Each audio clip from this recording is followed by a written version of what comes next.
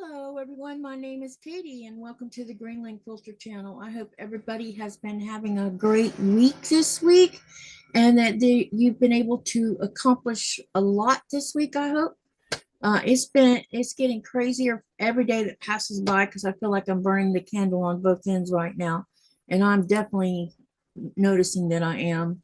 But we knew this was going to happen because I'm getting closer and closer to our trip, and my nerves are already doing its usual, let's make my stomach feel like it's twisted. It's crazy what anxiety does. And it's just, I'm looking forward to this trip though. I'm excited. I can't wait to get there and get some footage of Denmark and share it with all of you beautiful people, because I just love sharing things, and you know that. So I pretty much have our itinerary pretty much worked out, and I thought I would mention what we're going to be, kind of where we're going. What I will try to do is I will get some links set up so you can see where I'm talking about going. So that if you're interested in this type of thing, you can go and click on the links, and you can see the different areas of Denmark that we're going to. I just need to find out what the name of the place is, that because when we're in Sickleborg, we're only like 2 hours away from what they call Palm Beach. And no, it's not like Palm Beach like in Florida. It's called Palm Beach because it's loaded with Canary Island date palms. And so, which is a sight to see, because Nikolai showed me a picture. He had a picture taken with him on Palm Beach. And since it's only a 2-hour drive, I'm like, let's go. So we're going to go to see that, be at the beach a little bit. I need to make sure that I buy a hat, to protect my face, especially my lips. All right, let me say hi to everyone in the chat. If anyone wants to hop up here on the panel, let me know, and I'll see if I can't get the link to you for that. And it's weird when I'm by myself. What I will show you before I say hi to everyone in the chat is I'm going to be working on my Katie's Creative Chaos, and I know some of you are like, oh, here we go again. And I was serious when I said I planned on finishing this thing. I'm having to basically, because I had that food poisoning, and then I have this sinus infection that I'm still being treated for. I've had to take some of this time for healing by sleeping, and so I am sleeping. My hours are really whacked out right now, but every moment I get some sleep is a good thing. I do still feel not myself, but I'm going to take every opportunity I can to work on this in between getting ready for this trip. But I got 3 rows on here. And I know you can't see the whole thing, but you have an idea of what it's going to look like now. So tonight I'm going to go ahead and make some more of these blocks. I already have enough sewn strips together of the hourglass to start putting more on the 4-patch block or the 9-patch blocks. And we'll see if I can get 4 more made tonight. And then that means I can add another row on, and I'll just keep doing 4 at a time, add a row, 4 at a time, add a row until I get down to 6. And then, and you can see I'm out of breath. This is part of this thing going on with my lungs, so bear with me. What was I going to say? When I get down to row 6, then I'll make a decision on if I'm going to keep it at that size and go ahead and put a border around it, or will I add the extra 5th, the extra 5th block, which means I will do 1 long strip of that extra block all the way down to make it wider. So I haven't made a final decision yet, but we will see. Okay, now I'll say hi to everyone in the chat. And yeah, let's see what we can do. All right. Crochet Queen was in here earlier and she said that she wasn't feeling well, so she might fall asleep, but she'll still see. So I hope you get to feeling better. Hello, happy. If anyone wants to jump on my panel, let me know, please. I would rather have someone here than be by myself, because I love having company. All right. Sherry's here. Hey there. And I hope you're doing good. Hi, Mona. Welcome. Sherry says, oh, okay. Lori says hello. Hello to Lori. And hi, Lee. How are you? He's listening as he's working on making a thumbnail. That's awesome. And Crochet Queen. Hey, what's your first name? You probably already told me once. Can you remind me again? Hi, Andrea. And hey, Sandra K. It's good to see you here too. And I need to go open my front door. Be right back.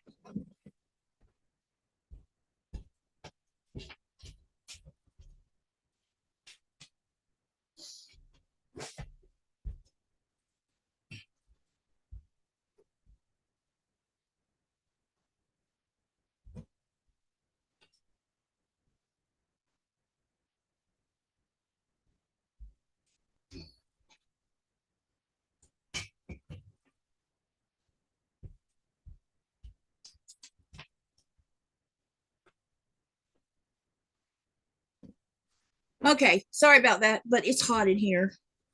I kind of forgot to open the door earlier. Okay. Izzy's in here? I can't see Izzy. That's interesting. Okay.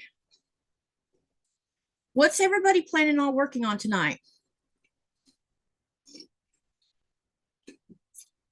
Where is your mandala? My mandala, hold on a minute.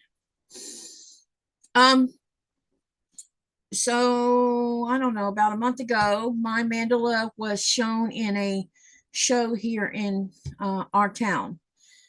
They had a knitting show, and I was invited to show my mandala, and I took it along with two other mandalas and some odds and ends of things with me, like pot holders. Took a couple other things because Bitsy had invited me, and I was super happy. So Nikolai and I took it off the wall so I could transport it. And when Nikolai gets home, we will put it back up on the wall. I can't put it on the wall by myself. It takes two of us to put it up there because it's on a hula hoop and it would be very easy to accidentally pull that thing apart. I'm already thinking I might have to readjust the tension from just messing with it like we did.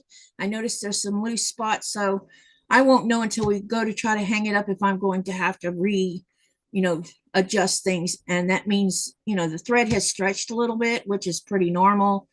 And because it wasn't moving, it was stationary up there, and then we go and move it. Of course, it's going to shift. So, yeah, I don't know if we'll get it on the wall before we leave for Denmark, but it'll definitely get put back on the wall after we get home from Denmark.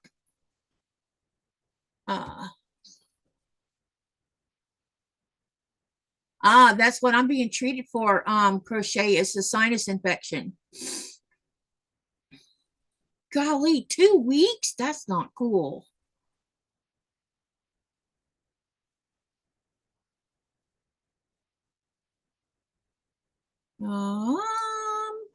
Andrea says she's finishing up with a quilt of valor to send off to the foundation. And yep.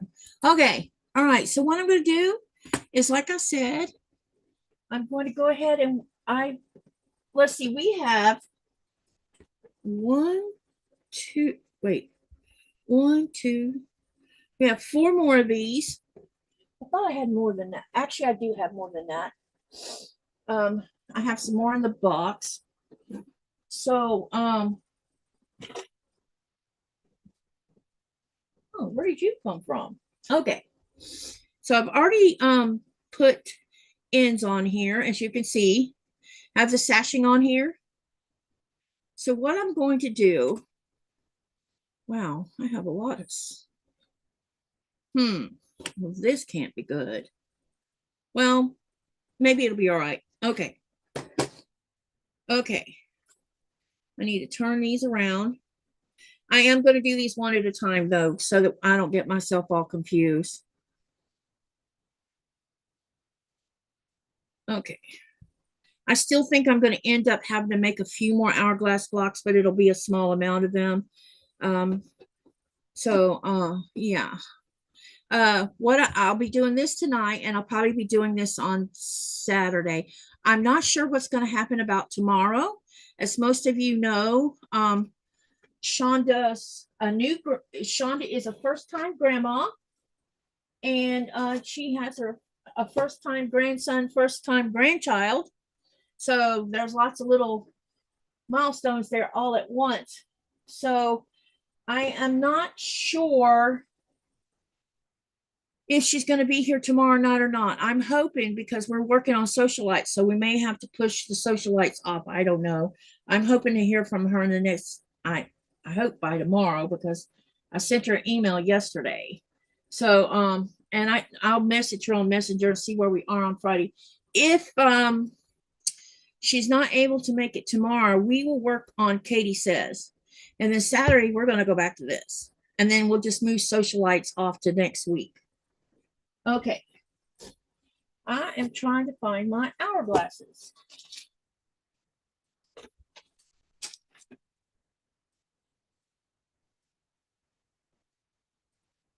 Okay, found them.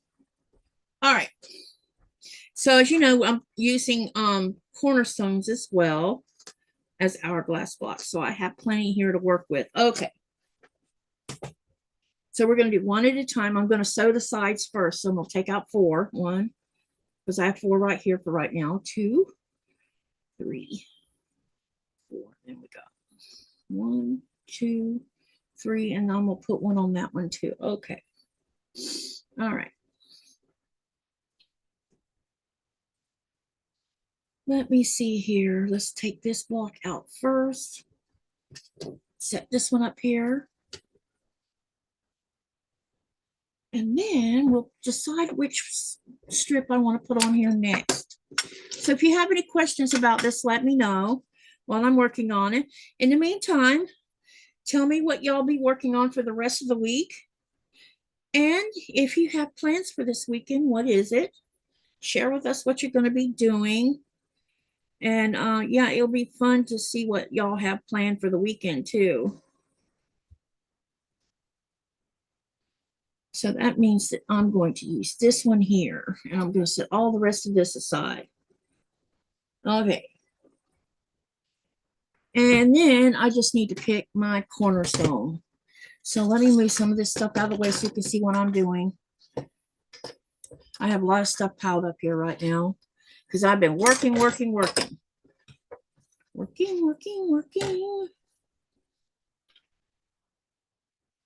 All right, and this is going to go over here. All right, now let's see what I can use for the cornerstone. How about we use, nope, that's too close to this green. Let's see here, pink. Okay, nope.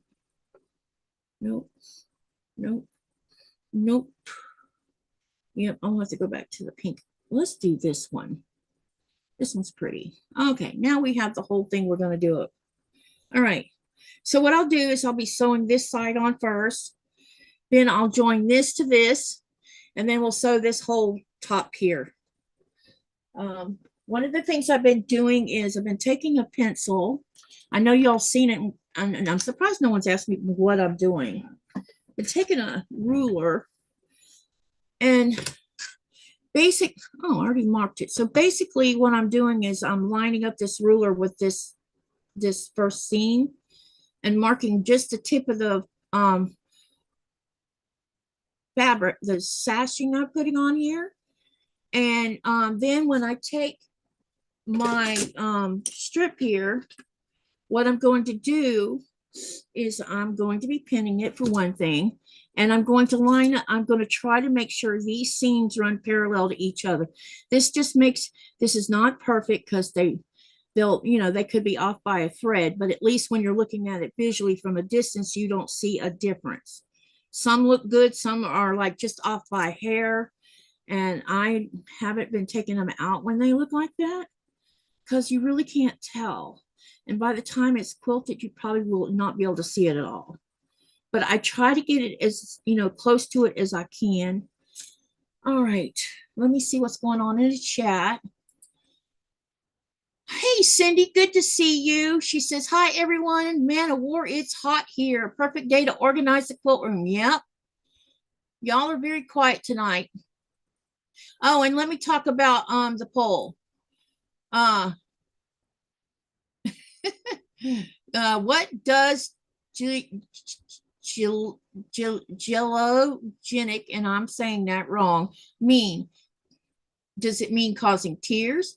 Does it mean causing laughter? Does it mean causing fear or causing sleep? Y'all don't go look it up. Just take a guess.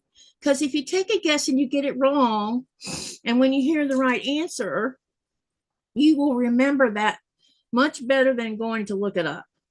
Of course, you'll remember looking it up too, but I'd rather you just guess, and then I'll tell you give you the history of the word. And I'll make sure to turn the volume up where you can hear how the word is spoken too, because they have a pronunciation of the word. Some words I have trouble with. I think it's geologic or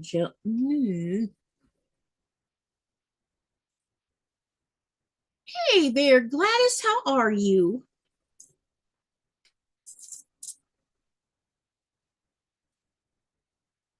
No one wants to hop on the panel with me? I'm surprised. Oh, I'm going to be running this show, dog and pony show by myself. I know that was a silly comment.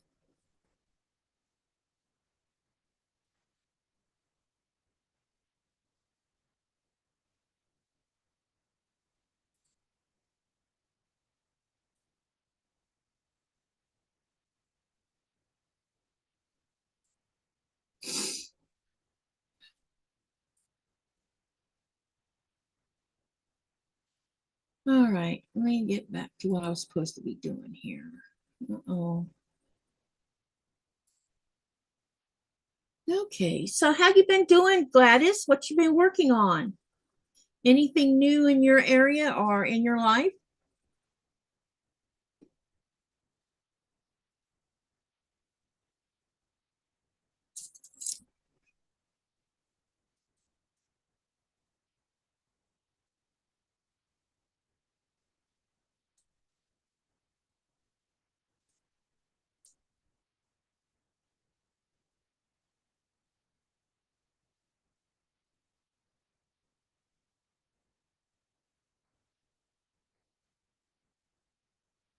Y'all are very quiet. All right, I have a sewing buddy. Yay! Hey there. How's it going? Good. What about you? Your volume's down too, by the way. Oh, hold on. How is it now?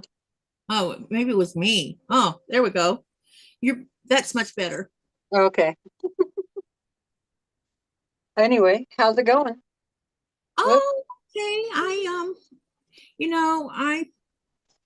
when I got done last night, I went to bed and I went to sleep. But I don't know, it took me a couple of hours to go to sleep. But then when I passed out, I got some sleep. And then when the alarm went off, I'm like, I really don't want to get up. You know what? I didn't. I took a couple more hours sleep. Yeah, good for you. I still feel like I'm not myself, and I'm still on antibiotics, and that's probably why. Uh, I have, I think, 3 more days worth or something like that. Yeah. This sinus infection. So, but I'm a little bit. I can't wait to see the doctor and Nuke so we can talk about my lungs and my head. In your head? Yeah, my, ears, nose, throat doctor. That means your head. Right.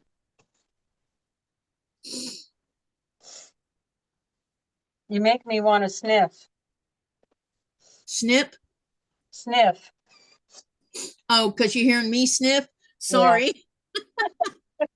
That is the most aggravating thing. And then when I go rewatch some of my lives, I'm like, oh my God.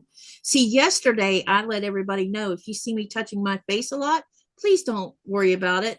Because I was touching my nose a lot because it was itching. And my eyes were bugging the hell out of me yesterday. Which means it has to do with my sinuses. Right.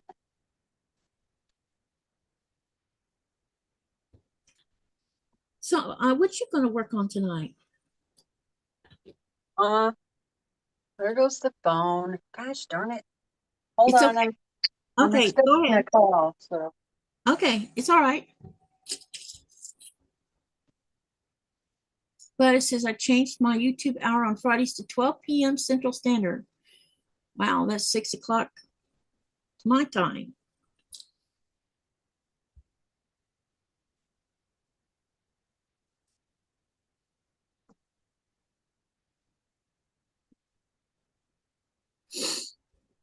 I've been getting so many scammer calls. I'll tell you what. I'm so sick of it. Is there a way to block all of that? Somebody must be giving out phone numbers to cell phones, sounds like. I don't know, but it's annoying. I mean, I can block each one as they come in, but they're You always, remember when we had landlines and that was the problem even then? yeah. And you always wonder, well, wait a minute, my phone number's unlisted. How were they able to find my phone number? Because you would pay for being unlisted. I think they just dial random numbers, and if somebody answers, then, That's interesting. I never then thought of they it got that way. I mean, if I was doing something like that, that's what I would do. Yeah, Just put it on. random prank caller. Yeah, random. That's too funny. Oh, I never Wouldn't thought to be naughty in that way. Oh, That makes me laugh. I would never do anything like that, but Oh no. No, no. no, no way. Y'all, if you're a channel creator, you can type exclamation selfie to share your channel. If I have interviewed you, then all you have to do is type exclamation and your name, except for Andrea. Andrea has to put in exclamation Mama J. Because I already had an Andrea in my bot. But if I've not interviewed you, then type exclamation selfie. I don't have my laptop up, so I'm not able to read the chat, but hello everybody. Still no news on getting a new one? No, I haven't really been looking lately with all the stuff going on with my brother and his wife, and I don't know.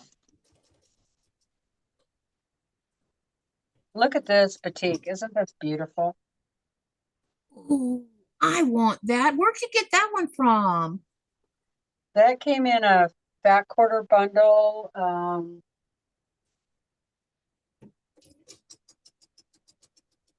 You know me, love my Batiks. Robert Kaufman. The collection is called Evening Glow. Evening Glow. Yeah. Who did you get it from? Becca. Okay, so the chance of me finding this fabric is probably pretty low. Well, it came in a fat quarter bundle. I'm not Robert Kaufman, you could just look Yeah. up Kaufman. Okay, well, I'll do that because that's gorgeous. You know Yeah. me. Mona says, I doze. Sorry, it's okay. Um, Andrea says, every time you give your phone number to a company you buy things from, you add your number to a list. Those companies sell your information to telemarketers. Not all companies do that, but most do. Well, don't you have a choice of saying, do not sell my number? I mean, Some places I think you do, but and hello to people are saying hi to you, Teresa. Hi, Kathy. It's good to see you. How you been doing? I haven't been in your lives lately. I've been swamped. When I get back from Denmark, I'll catch up on all of you that you usually see me at least for a few minutes in your lives before I do my live. There's so many people doing lives before mine or running theirs into mine. And so it ends up with me only getting a short amount of time to get to watch your live. Okay, we got this side sewn on. And what I'm going to do is I'm just going, oh, and I need to turn the iron on. I'm going to look at this and see. You should be able to just eyeball this. And like right here, it's off right here. And it's off enough that I would notice it. But the rest of this is fine.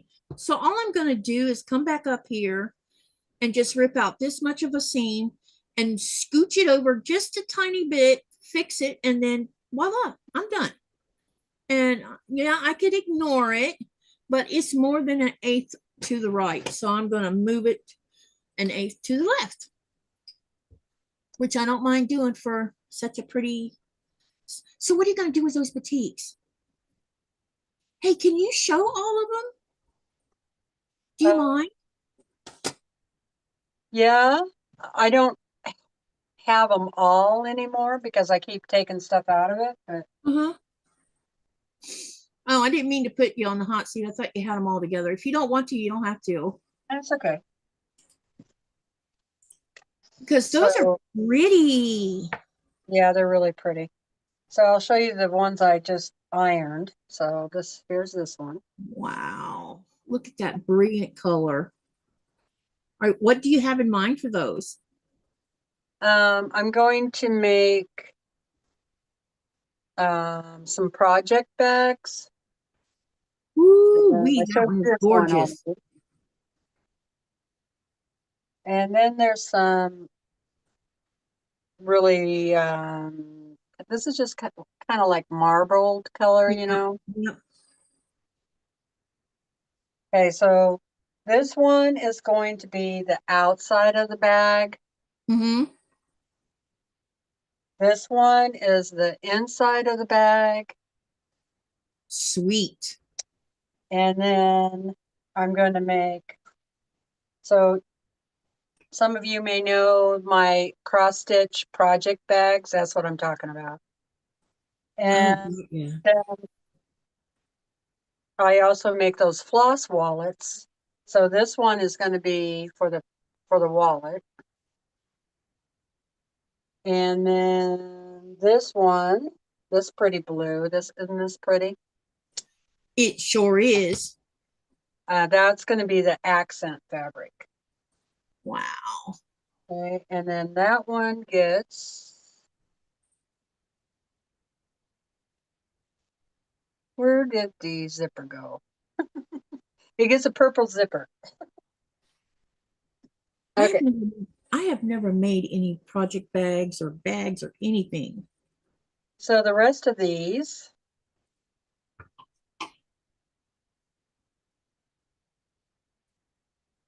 this one's really pretty too. Yeah, it is. Wow.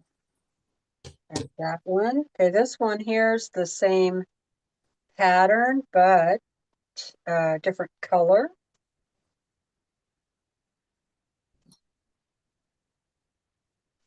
There we go. Ooh, pretty. Yeah, this is a beautiful batik collection here, I think. Yeah, it is. Okay, this is the same pattern, but another different color. Katie. Yes, beautiful. That's like, is that like a sea green for the background, or do you think it's more like a sea foam? It's closer to blue than green. Okay. Okay, It's this one beautiful. is a light purple marbled. It's just kind of like a what you would consider a background fabric, but it's Oh, I might have something similar to that. That's gorgeous. okay. And this one is purple and it has flowers and butterflies. And it is really pretty, really, really, really, really pretty. Oh, I like that one too. And then there's this one. So I decided to, kind of go through some of these batiks and if I think they would be better for some other project, and Mm-hmm. because not everything works for collage quilting. Here's another one that could be just a background, a little darker. That's pretty. So most of these are all in the purple shades, which if you guys know me at all, I like purple. Okay, Yeah, you're you're gonna like love this. me. Love purple. Look at this. Ooh. Wow, that's quite a. Hey, you know what? I wonder if you could do if you had like a whole like 4 yards of that one. I wonder if you could do a one block wonder with it. I don't think they would match up. Okay, because they would That's be the, different that's the in. thing about batiks. I don't think you could do a one block wonder with any batiks because I don't think they would line up. Ah, gotcha. But, you know, There's that dark blue. Wow, look at that. That looks wonderful. So pretty. okay, here's another really beautiful one with big, beautiful Oh flowers. boy, I can tell I'm gonna like that one. Yeah, look at that. That's gorgeous. I really like Robert Kaufman Yeah, batiks. me too. Here's another Ooh, the really pretty beautiful one. Now, I purple. could use this one in the horse. Yeah, you could. That's gorgeous. I did use it in the horse. Oh, That's why okay. that's why there's not quite a fat quarter. That's awesome. Yeah, Wow, that's really nice. That's got green in it. a little bit of green. Yeah, I'm starting to get down to some of them that have a little more green in them. But this one, nice, deep, Yeah, that one's rich pretty. purple. I love all these designs they're using in them.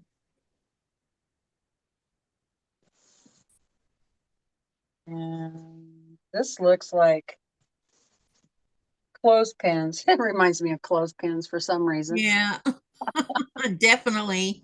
I can see why with that bottom piece that's in there. Maybe it is clothespins. I don't know. It's weird. It's kind of oh, I think it's bamboo. Now that I look at it, Oh, yeah. I think it's bamboo. Okay, then here's another really beautiful one.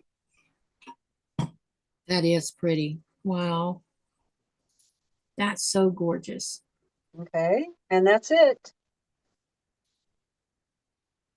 So I'm just going to roll them up. Thank you for sharing that with us. Oh, you're welcome. So, what's your plans for the weekend? I don't know yet. It's actually a beautiful day. I was about to ask if it was still raining. Oh no, it's beautiful today. It's supposed to be like 70, which is perfect. Nice. So I'm still working on trying to get yard sale stuff up, and so I did that this morning. And then I want to make a bunch of stuff to sell to help my brother and his wife because, she just had that emergency surgery. She's still in ICU. What kind of surgery did she have? I might have missed something. Oh, you might have. So she went into the hospital Saturday because she had a really bad migraine, or Oh, that's swelling. Okay. what they thought, or what she thought. She was having a migraine. And so they did a CT scan and found that she had blood around her brain. And they ended up life flighting her to a bigger hospital. Gosh, that's tough. So all day Sunday, they were just doing more tests, and they were trying to keep her pain down because I guess she was in I can imagine. tremendous pain. And so they got all, and of course, when you're in pain like that, your blood pressure is going to go up. Yep. So they got all of that under control. Well, long story short, Monday, they had found a very small aneurysm, but Uh-huh. it wasn't bleeding. So they couldn't, at that time, they could not figure out why she had this blood Yeah. in her brain. Okay. Well, so they did more tests. They found another aneurysm, and it was behind her right eye, Uh-huh. and it was bleeding. So that's where it was coming from. Yeah. So they rushed her into surgery. Okay. So they had to remove part of her skull to get to the area behind her eye. So, Did the surgery go okay? yes, the surgery they felt went well. Um, but when she woke up, she couldn't move her left arm or her left leg, and she was Uh-oh. having a hard time talking. Oh no. And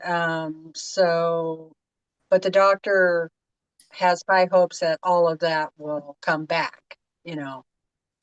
Do they So think that's from the surgery or did she have a stroke? she could move all of that stuff before surgery. Yeah, I was So wondering if she had a stroke during the surgery. the surgery probably caused the stroke. Yeah, Yeah, is that's what my I'm guess. thinking. Gosh, I that's mean, really anytime they hard. go in and start messing around in your brain, something's going to Yep. happen. Yeah. And so, but so she's having to do physical therapy and all that, and some of it is starting to come back. Oh, well, that's good But news. yeah, but she's still working at it. It's still Yeah. Yeah. poor. Oh, God. My She'll brother be in sent my me a prayers, Teresa. thank you. My brother sent me a picture of her, and I was just like, oh my God, why do you always send me pictures like this? I mean, she has a big, Band-Aid around her head. Her head's all Yeah. wrapped, and her eyes are black and blue, and her face is swollen. Oh, And of course, immediately it reminded me of my older sister who had a brain tumor when she was 16. Well, she had 4 tumors in her brain. And when they did the surgery afterwards, we went in to see her, of course, and her head was all wrapped up, her face was all swollen, her eyes were black and blue, you know, reminded me of that. It was not good. So I was kind of a basket case for a little while because my older sister ended up passing away. She did live for 4 years, but she uh, didn't survive the cancer. They couldn't get it all out. So yeah. Was it a GBY? I don't know. My mom passed because of a GBY. It's a very rare Well, now it seems to be not so rare, but a GBY is a brain tumor that the brain builds itself. It doesn't come from anywhere else in the body. Uh, And it's very aggressive. And the life expectancy of someone surviving is the older you are, the less percentage. My mom, when I didn't see, my mom didn't even know what was wrong. She'd been doing her usual kind of self, it was right after my husband died, and she had been coming and helping me deal with all of the wreckage and, trying to work on our relationship. And she got in a car accident a month after my husband passed. And she basically got T-boned, which means she pulled in front of someone. And my mom does not do that kind of thing, because she had one good eye, and she'd always been a very careful driver. And the last time I think she had an accident, and it wasn't even really something she had done. Someone's car quit on top of a railroad track, and because you were doing 50 or 60 miles an hour to go across someone's car just decided to quit right on the railroad track, and so you basically rear-ended them, and everybody else behind you rear-ended you. And but anyway, back to her accident. She was taken to the hospital to be checked out, and the doctor was getting ready to let her go, and she went to stand up and she fell on the floor. And the doctor's like, "You're not going anywhere until I find out what caused that." So they did a CT on her head, and they found it. It was on her, the GBY was on her occipital lobe, which she hadn't realized that she had lost her peripheral vision. So when she pulled in front of that car, she couldn't see that car. It was coming from the other direction. So she pulled right out in front of them. And so that's what happened there. And she had surgery in, I think it was January. And she passed a couple weeks before the first anniversary of the death of my husband. So it was a tough couple, 2 or 3 years after that, all of that. yeah. But me and my daughters took care of her all the way up to the end at her house, because she would not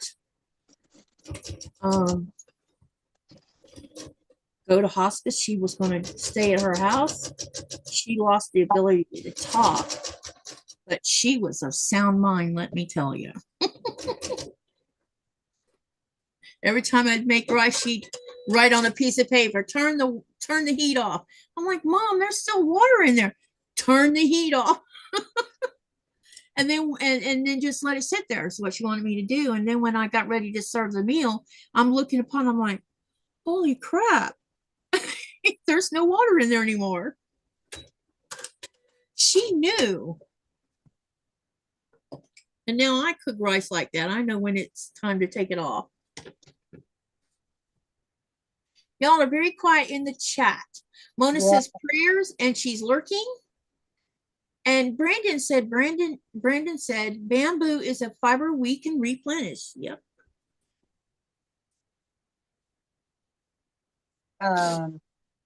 Yeah. My older sister, she didn't have cancer anywhere else in her body, just the tumors in her brain. It was probably a GBY then. Could be. It sounds like one. There was 4 of them. And they were able to remove 3, but the 4th one was too far in there. They couldn't get to it. Yeah. And so then she had cobalt and radiation treatments. And it's a very aggressive cancer, because even though you get it surgically took out, you go through all of the chemo and radiation and all that, it grows back, and it grows back faster than what it originally started at. And so they told us that she would probably only live for a couple of years. Yeah. And she lived for 4 years, but she always had seizures, after the surgery. So it must have been somewhere in the brain that controls that kind of thing, huh? And they just kept getting worse and worse as you know. Was she in pain? Yeah, that's how we found it, or they found it, is she had a really bad headache. Like I said, she was only 16, you know, So young. Goodness and gracious. she was having, oh, just a terrible, terrible headache. And mom and dad finally took her to the hospital, and It's kind of that's weird. when My we found it. mom, she didn't have pain with hers. Yeah, after the surgery, I don't remember her complaining about too much pain, Yeah. but those seizures were not fun. No, I imagine not, because that's pretty hard on the body. Not to And mention your mental whatever. so the same time they found out that, they also found out that she was pregnant. Yeah, 16 and pregnant. And but she wanted to keep the baby because I guess she figured she'd never have another opportunity, you know. No. And so she did. And he he's okay. I have to say he's a little narcissistic. Uh-oh. I don't know if those treatments had an effect on him as a fetus. I would think so, you know. Yep. And he was born with just one kidney. Oh gosh. But other than that, he had no other physical problems. And he did really good in school, you know. Uh, Sweet. So she left a legacy behind at least, or yeah, if that's what you call yeah. having a kid, a He's, legacy. he's like 48 now. Uh-huh. What does he do for a living? He has his own company. He Oh, uh, nice. sprays weeds.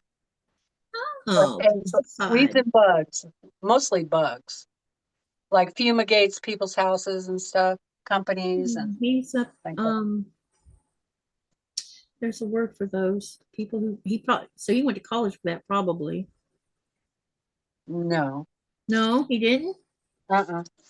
I mean, in Idaho, there's a test you have to get your applicator's license and all that, but you don't have to have college for it.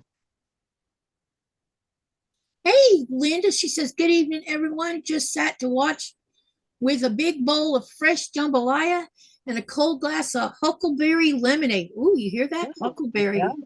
yeah. How's the sewing going? It's going pretty good. I'm working on my Katie's Creative Chaos, of course. I know some are going to be tired of seeing this before it's over with, but it is coming along.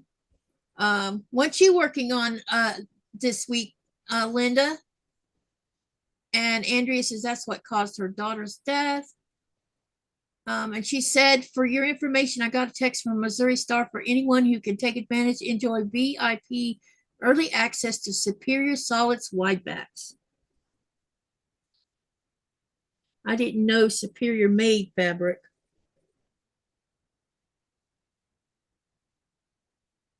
Me neither.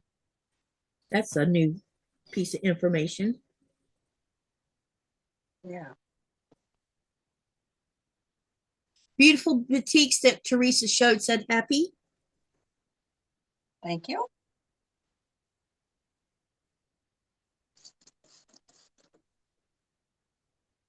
I'm so excited for Shonda because she's experiencing the first time grandma effect, you know? Yeah.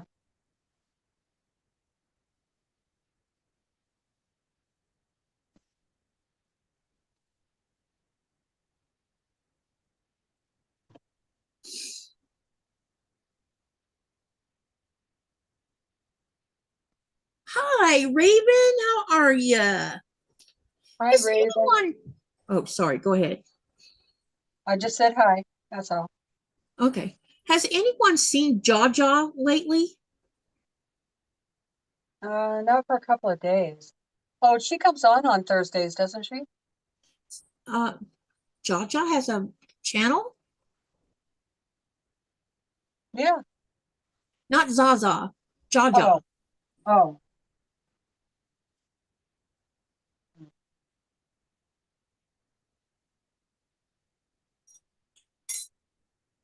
I want to concentrate on my Linda says, I want to concentrate on my legit kit and Alice's Wonderland box. Yeah, I'm trying to think if I need it. I think I might need to do one or two more blocks for Alice's. I haven't picked up my Alice's since we're taking a break. But I think that I'm going to get totally way behind once I go to Denmark because I'm pretty sure Sherry will be picking back up on the Alice's stuff. Speaking of Sherry, didn't I see her in the channel?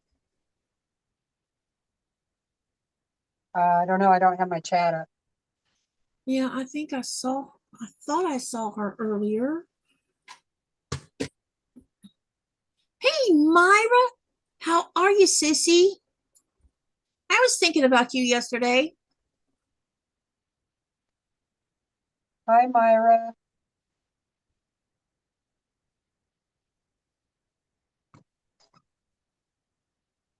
Oh, maybe I was dreaming she was in here. Oh, no, she was here at the beginning of the live. I thought I saw her. How you doing, sissy? So what do you guys think would be some good items to make, to sell, to raise money?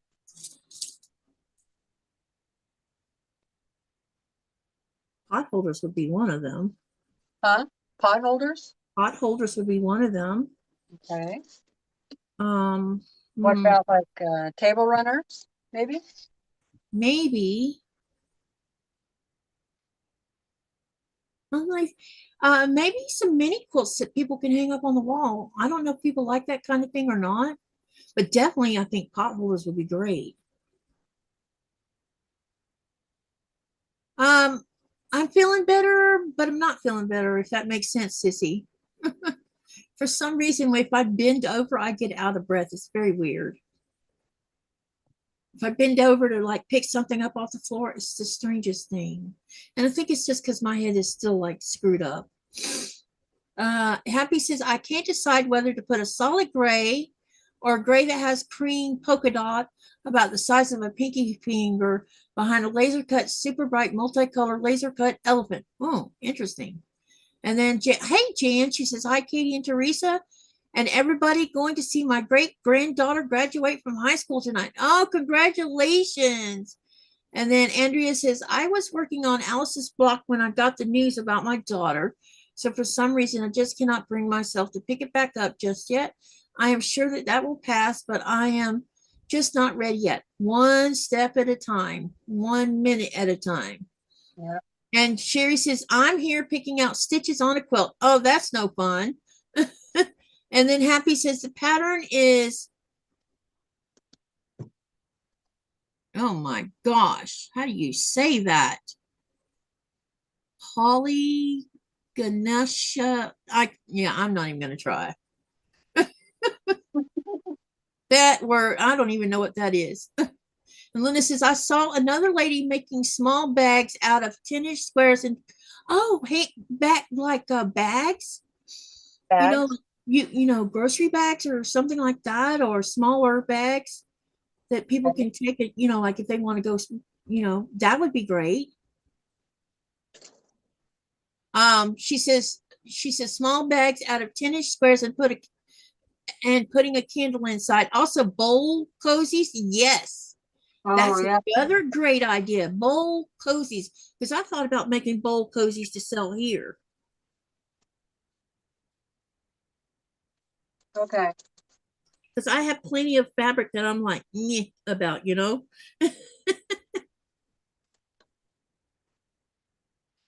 Myra says, I just saw a cozy for those popsicles in the long rectangular plastic. Really? Wow. Okay. Pot holders, Yeah. Bowl bowl cozies. cozies. And you know, you can make different sizes of those pot holders. Right. Grocery bags. Yeah.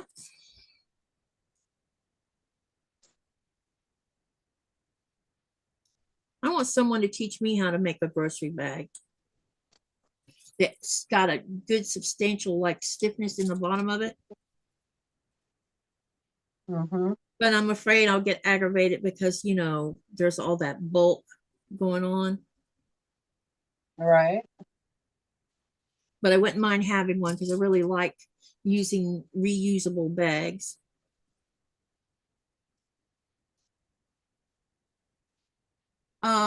Myra says, so kids' hands don't melt them, easy to sew. Oh, so you put the popsicle or the whatever those are called down inside a sleeve sort of a cozy that keeps it from. Oh, that's a great idea.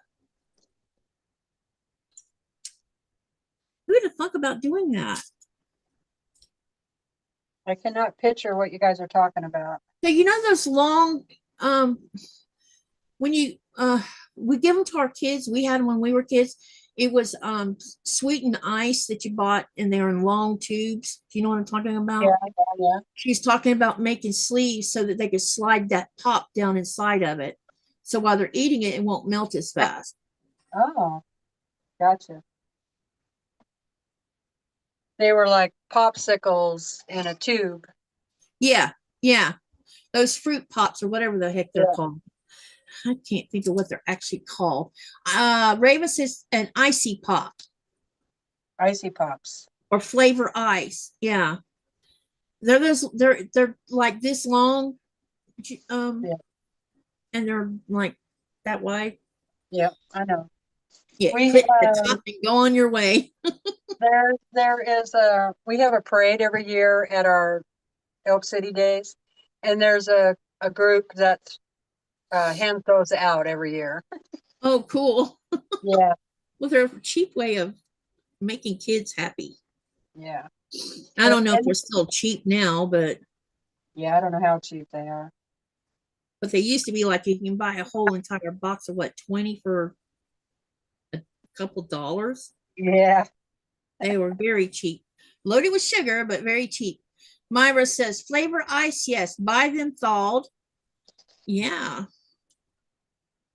yeah, that's right. You can buy them thawed. They won't even. You don't even have to buy them already frozen Right. because you take them home and freeze them yourself. That's I right. I use- forgot about all of that because I haven't had none in forever. I buy popsicles in the summertime. Brandon really enjoys popsicles. I like popsicles too because they feel so good on the inside of the mouth and down the throat.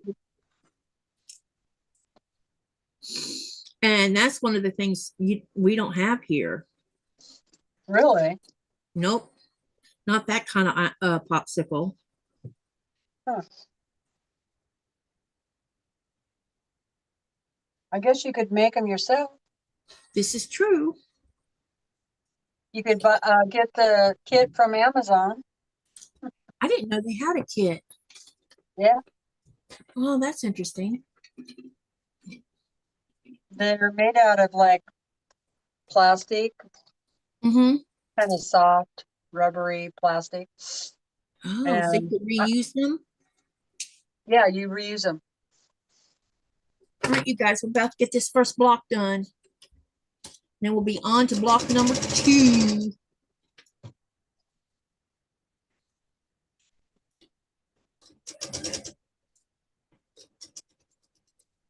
Oh, that's a lot of ironing.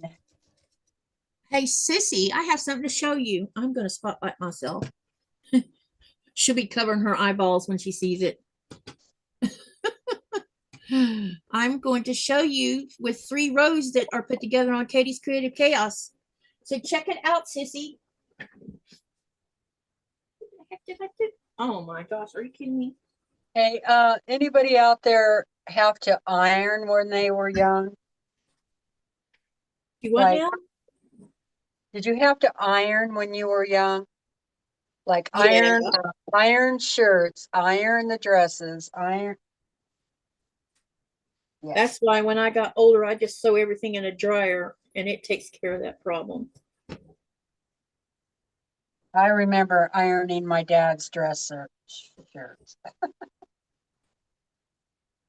Can you I see? got really good Can you at it. see most of this?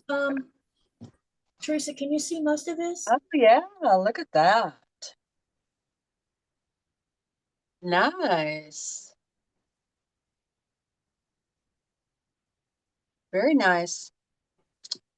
Good job, Katie. Yep, it's coming along.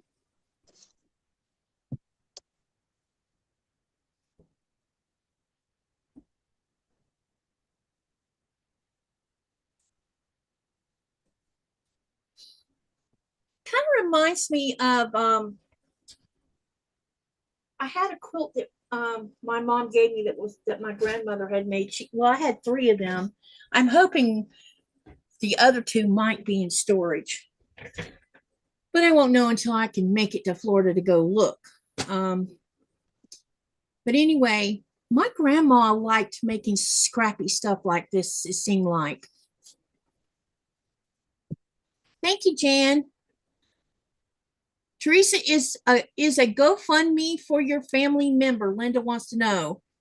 I haven't seen one yet, and I haven't sent one up yet, but I'm hoping to get that all coordinated this week. So do they need money or do they need money for supplies? I think they're going to need money to help pay for the bills. Okay, gotcha. I know that they have insurance, but I don't know what their insurance covers. Yeah, and then there's that copay. And I mean, what is today? Thursday? She's been in ICU since Saturday night.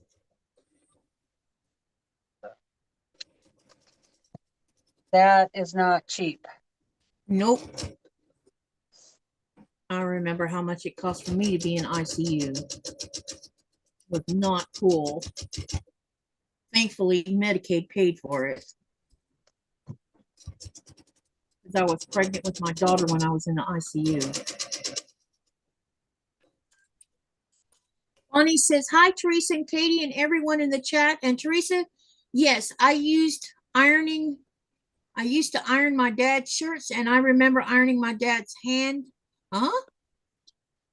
And many other things burnt my arms a couple times. Oh, gosh. And then Brenda says, my mom taught me to iron. She took in ironing. I didn't have to iron my dad's shirts. My mother took care of all that. But we had to iron our own clothes. And I got to a point where when my mom got a dryer and I discovered that the dryer doesn't put wrinkles in your clothes, I didn't iron anymore. Because it's like, why do I need to iron when there is a dryer? Right. Well, my first ex-husband, that sounds so funny. I know. I've only had one ex-husband. He was in the Marines, so I had to iron. Well, I didn't have to, but I ironed all his uniforms or his khakis, And so when his buddies, Marine buddies, found out that I was ironing for him, they asked me if I would iron for them. And so then I started, they paid me to iron their khakis and dress clothes and stuff, So My husband just sent me a picture of an enormous iceberg that's bigger than the ship he's on. Oh my Lord. And it has a gate in it too. Y'all want to see? sure. I actually made pretty good money ironing everybody's khakis and stuff. That's a, how much money did you make off of it? Well, no, I mean, did you have a lot that you did or? I think I don't know what I mean by that I think question, it was like actually. 10, I think it was like $10 a set, something like that. And then I learned how to cut the Marine Corps haircut. And then I started doing haircuts too.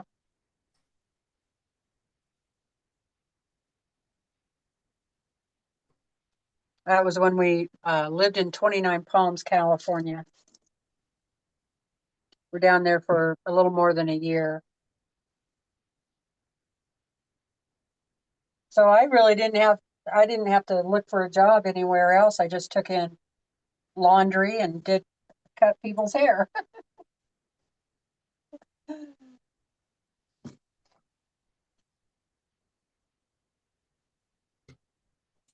Hold on a minute. I'm going to download the picture so I can share it.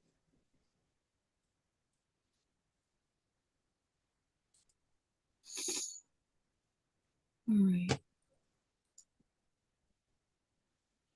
When I show you the picture, I'm gonna put the mouse on the boat or the ship that's not far away from it, and you'll see what I mean. It makes the ship look like a little, uh, it makes it look like a boat instead of a ship. It's funny.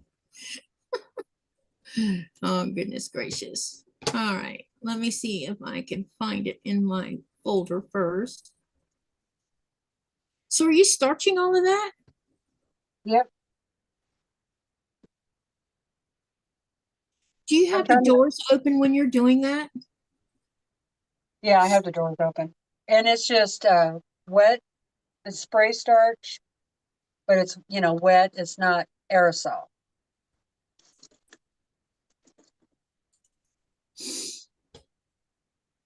And I make my own starch, so there's no funny smells to it. So what do you make it out of? Stay flow Oh, stapler. Okay, got you. and water.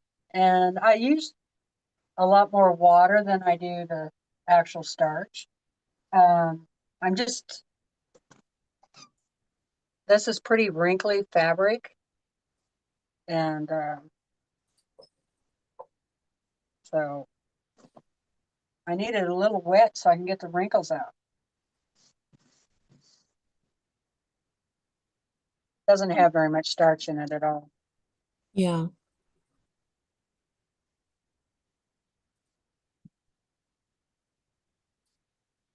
Okay, I'm trying to get ready to share the screen and I just need to make sure I can see what you're saying while we're waiting on the picture to show up. There we are. We've got everything lined up. Now let's get this picture shared. And I can make it bigger if you need me to.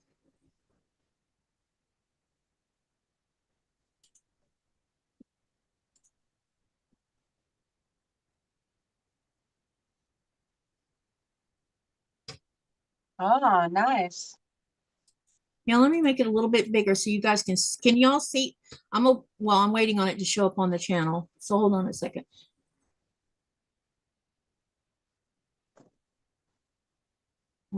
All right, here we go. Well, yeah, all right. I'm waiting to see if there we go.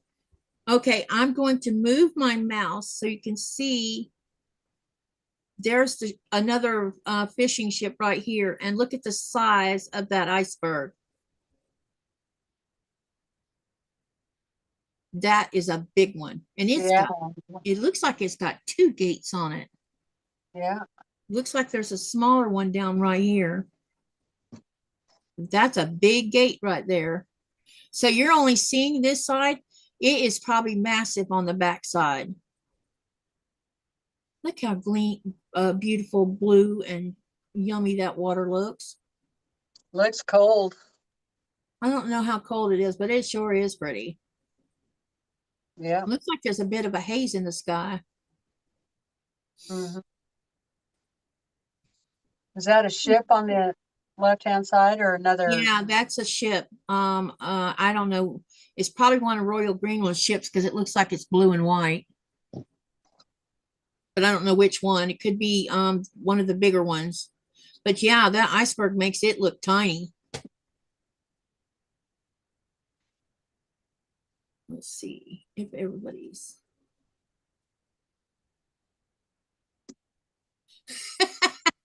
Linda says the iceberg looks like a ship and the boat looks like a bath toy. Yeah, that's what I was saying. Man, it makes it look tiny.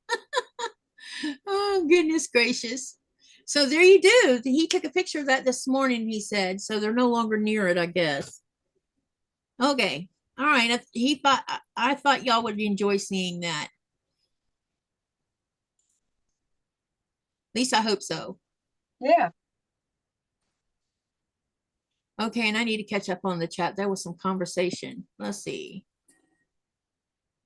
When she comes out, okay, all worth it. Yep. They should be able to apply for like Medicaid or some other program or something to help them with the cost of the hospital bill, Teresa. You just have to check them out and find some. And Myra says, laugh out loud, pot kettle black. I have two ex-husbands. And then Rita says, I remember having to iron my uniforms. Ew, I think that is why I do not like ironing my clothes. I don't like ironing clothes either. And then Andrea says, the first money I ever made was ironing Batiks for single GIs on base. I also sewed on steps.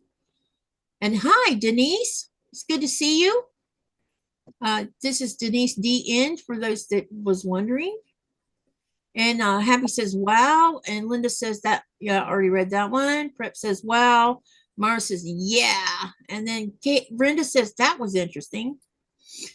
Y'all, there is nothing like seeing an iceberg up close and personal in a ship or a boat. I'll be right back. I need to fill up my cup.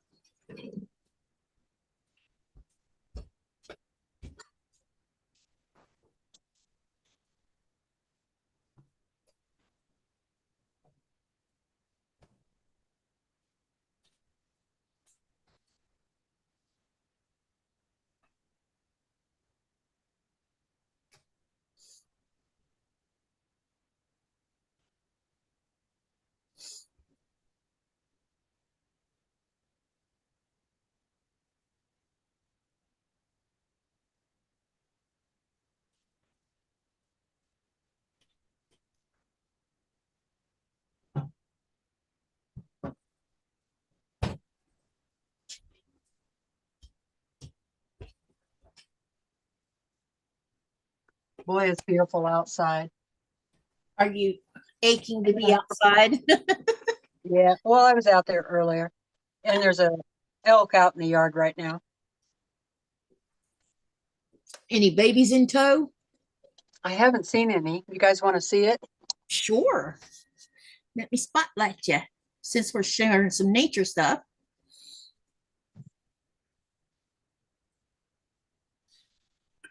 Okay. Trey said, would love to see a berg calving. Yeah, it's really cool when that happens. Look at that pretty. Oh my God, I want to be where you're at. Look at all that green. You see them? Oh, I see it. Oh, do they run off when they see you up on the deck? Sometimes. But they're really used to us, so. And see the horses out there in the field? Mm-hmm.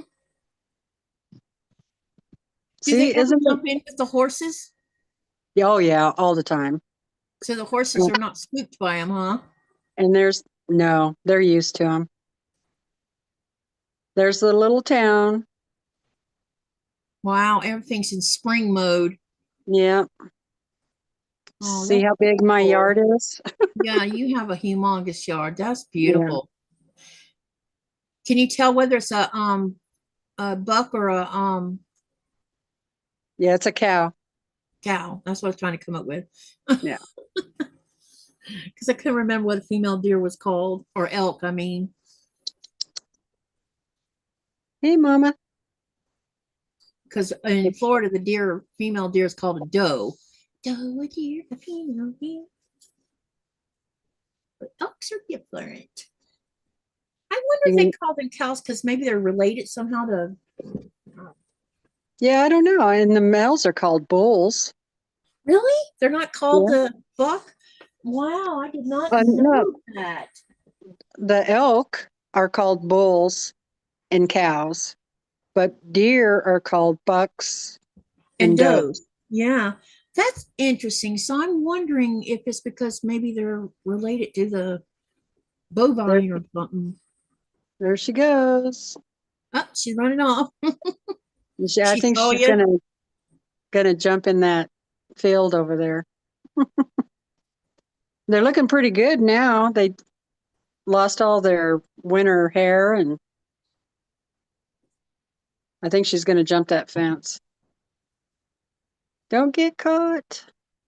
Yep, there she goes. All right. Let me see. So, yeah, nice clear sky. It's beautiful. It looks quite beautiful there. It is pretty. It's like 70 degrees today. Hmm, let's use this one.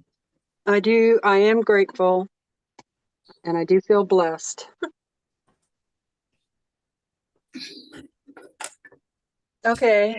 I think oh, do you want to see fabrics I picked out for these project bags? Yes. Okay. Okay, so this is going to be the outside of one bag.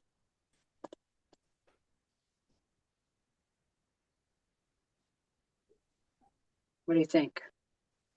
That's gorgeous. I've seen, who's that fabric line on? Do you remember? It doesn't say. I don't know. I'm So, trying to remember what fabric line that's from because I like the flowers. yeah, I don't know. I just went through my stash and picked out a main fabric for the outside of the bag. So Mm-hmm. the bag is going to be,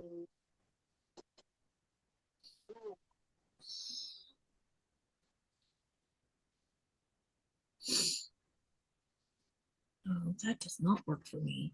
the project bags are like this, and I use them for cross stitch, Mm-hmm. and then it has a zipper. Open that up, and then inside, but it also has a pouch on the outside that is a clear vinyl, and that way you can put your pattern. Hey, Teresa, Yeah, in you the front see, there with that. I have something to show you. That the inside of your was that the wait, go the next pocket over. Next pocket over. Yeah, you know what? I oh, that's candy canes. Never mind. Yeah, I thought it was oh, that's so pretty. Do you have and a then lot of those that you use? yeah, I made several of them, and then I make the little floss wallets that go with it, and so they, Andrea wants to know if you're making those on your channel. yeah, I'm gonna make them on the channel. So that's what I'm gonna start making on Sunday. So if you want to make them with me, you need 3 fat quarters for the project bag, and then 1 extra fat quarter for the wallet. And then this wallet has little pockets. There's 24 little pockets in it where you can put these floss bobbins inside of the pocket like that. And then the center has a little place for your needles and threads and stuff. That's cool. Yeah. So, so that's what I've been pulling all the fabric out for. Here's another wallet. And you could put a zipper around that if you wanted to. I just did little ribbon tie thing. Myra wants to know what town. What town?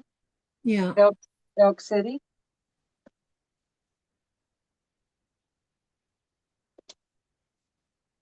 And let me see, did anyone else comment? No. Okay. So this is going to be the outside of that one. And then I'm just going to do a solid pink for the inside. That one. A pretty pink. Pretty Really in pretty. pink. Pretty pink. And then the wallet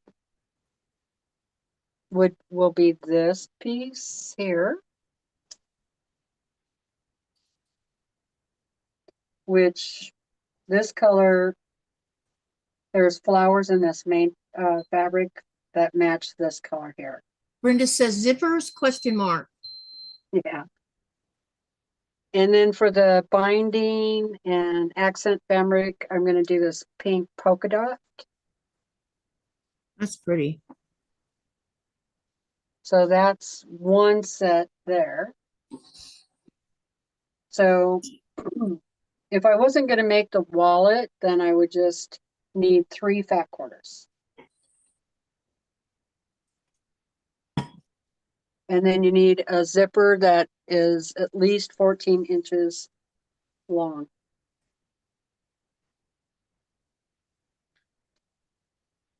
And if you want to put the vinyl on, then you need a piece of vinyl too. I don't have the measurement for that right now with me. So set this one aside. Then the next one is, I'm going to make 5 of these. So here's the outside of the next one. Isn't that pretty? It very sure is. I like that one. Yeah, And then it's a really nice one. again, I'm just going to do a solid for the inside. Because you don't really see the inside, you know. Yeah. And then the wallet is going to be this pretty fabric. There. And then this fabric will be for the... Oh, those colors really go together well. I Yeah. have some of that. Isn't that hopscotch?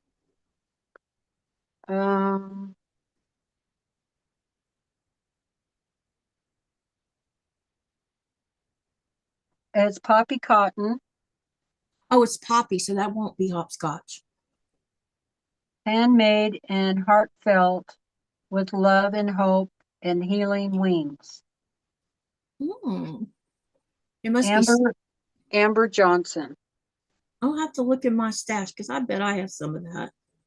And so this is going to be the binding and accent fabric. Hello, Olivia. And hello to Shaquille. Welcome to the channel, both of you. And then I'm going to do... Oh, sorry. Well, go ahead. Go ahead. Well, they're all saying that's beautiful. Beautiful colors. Hi, Laura. She says, hi, Katie, Teresa, and everyone. It's been a stressful day, and I'm looking forward to relaxing with y'all. Yeah, come on in. Hello. Ooh, that's from one of those patriotic Yeah. yeah, I So recognize that. I'm going to do a red, white, and blue project bag because I figured, you know. Yeah. So that's going to be the bag. And then this is going to be the...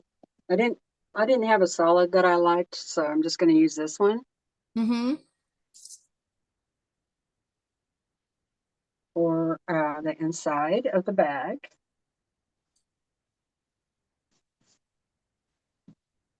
And then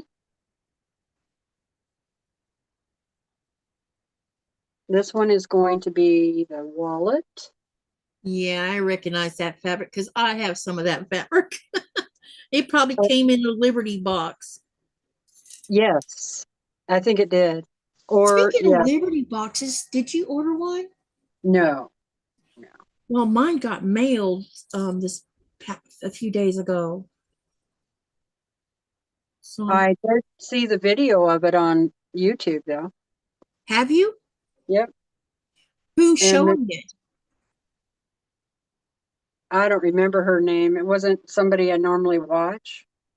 Okay, because I'm kind of curious to what's in the box because I ordered two of them like I always do so that I can, if I like the fabric, I can uh because by the time I see it, any extra fabric you want to buy on the website is gone Yeah. because they It, sell that like crazy. it Yep. looked like a pretty good box. I don't know how much it cost, but Was 50 something, I think. hmm. There's It some nice cost a stuff little. in it. I think you'll like what's in there. Oh, good, because I was worried it because last year when I did the Liberty, I was not too happy about what. Well, I was happy with the fabric. There's just a couple things in there. I'm like, here's an example of well, when we unspotlight you, I'll show you what was in last year's. The one thing I'm like, what am I supposed to do with this? But now that I'm thinking about it, I might stick this in my carry-on for putting cold stuff that I want to take with me. So Rita that's says, the, those are really great ideas for project bags. I have just been listening and making rope. I am enjoying this rope making. Wow. And then Myra says, elk and other massive ungulates are called cows and bulls because early settlers used the same gender terminology for large herd dwelling animals as they did for cattle. Oh, interesting. okay. Is that a sewing machine? Yeah. So this is sewing Oh, machine fabric. oh, look at that. That's so cool. So that'll be the outside of one of the bags. This is My Sewing Room by Kathy Campbell for Henry Glass. And In then, glass. let's see. Then this is Words. What do the And it's words like say? stitch, quilt, based, wool, cotton, applique, thread. Oh, just So generalized kind of words. yeah, that's going to be the inside.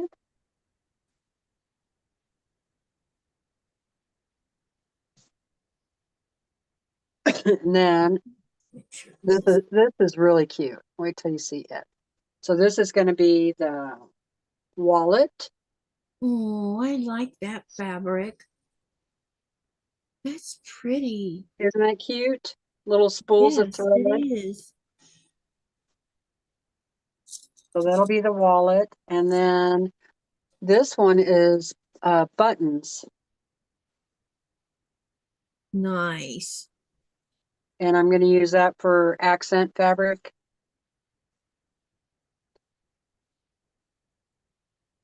So that's one of them that's sewing themed. So I have another set that's a lighter color. And it's also sewing machine. Wow. So that'll be the outside of that Where do you bag. find those fabrics at? I got them at the a quilt store. And I actually got them Oh, on sale. They okay. were having what they call a yard sale. Mm-hmm. And it came in a bundle. Cool. So words again, that'll be the inside. Nice. And then another lighter colored with the threads. That'll be the wallet. And then I should have enough of the fabric with the buttons to do both bags, the accent Yeah. colors. Okay, so there's that one. And then the last one is the Batiks. We looked at those already, but I'll show you one more time because they're Batiks. So why not? Yep. So that's the outside of the bag. Oh my God. I might have to keep this one myself. I don't know. I know, that's beautiful. Uh, It's a then sit in me, Teresa. this light blue will be the inside of the bag. So all of these are batiks. Oh, that's beautiful. I'm just, wow. And this will be the wallet.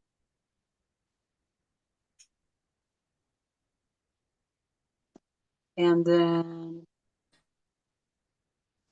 this one, which is a really pretty teal, got a little bit of green in it too.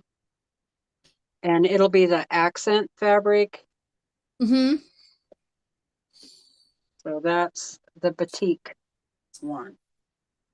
It'll be exciting to see how it turns out. Yeah. And There's so, all great colors. yeah. So I have all of the zippers pulled already. So I have purple for the batik one, and then the appropriate zippers for the other ones. But these are, if you're going to buy zippers or need zippers for this project, I got 16-inch or, at least they will be cut off because the bag is like only 14 wide. So, but I like to have a little bit longer zipper, you know, and then cut off what I don't need, right? Yeah. And the whole project is super simple. Once you get to making them, they don't take any time at all. And the wallets are really easy too. Now, it has been a couple of years since I made these project bags, and I was thinking, I might need to go watch my video and see how I did it. It's a good thing I did it on YouTube. Yeah. Hey, can you put that one right? Oh, that's your ironing station, isn't it? What do you want? What's that fabric you've got your hands on? This? Yeah. This is just a piece of fabric that actually, here's the backside. Oh. It is a quilt sandwich that I practice free motion quilting on. Oh, well, that's what I should do is make me a sandwich and just practice like that. I hadn't thought of that Yeah. because I So, haven't tried to learn free motion yet. and I just use these for whatever I need them for. Well, I that don't top even fabric's pretty. I don't even have a binding on it. Hey, it works for what you're doing. Yeah. So sometimes I double it up. If I'm doing applique, then I turn it around. So this side is for applique and this side is for regular ironing. And it's just sitting on top of a wooden table here. That's it. So, and I have a lot of these. In fact, I was going to sew a bunch of these up. Like cutting them up into 10-inch squares, and then I'm going to sew them all together. Mm-hmm. Uh, like, what do you call that? Where you snip the seams so they kind of fray. What do you call that quilt? I can't remember. Somebody, Um, so, there's a name for that, but I know what you're talking about. and then just use them for like, car quilts and dog beds, Yeah, yeah, because I have a lot of these that I did for practice, a lot. yeah. And I think this fabric that you were asking about, I think it was a sheet. Oh, okay. I was wondering because that's pretty fabric. So all of my things that Rag I do. quilt. Yes, rag quilt. Thank you. Hey, Sewing Wolf, thank you for letting us know. Yeah, appreciate that. Okay, you can take me off of Oh, that was great. So you're gonna make one, two, it looks like five. yeah, 5. Yeah, five project bags. That's gonna be really cool. Yep. So I think I'm gonna get started on them, but then I won't have them done by Sunday. So I'll do those on Sunday too. Yep, yep. Tell everybody what time you go live on Sunday. I'll be live at 1 o'clock. That's Pacific time, which would be 6 o'clock Eastern time. Yep. Just so everybody knows. I gotta plug you in. Okay. Are you about to die? Yeah, it said I had like 15%. Uh-oh. Yeah, I have learned to make sure that this phone is plugged in that I use for the second camera because I've had it die right in the middle of live and then can't figure out what the problem was. And the other thing is I bet I forgot to turn off the data on this thing too and run it off the Wi-Fi. But I have 100 gigs of data, so there's that. They decided to give everybody 100 gigs.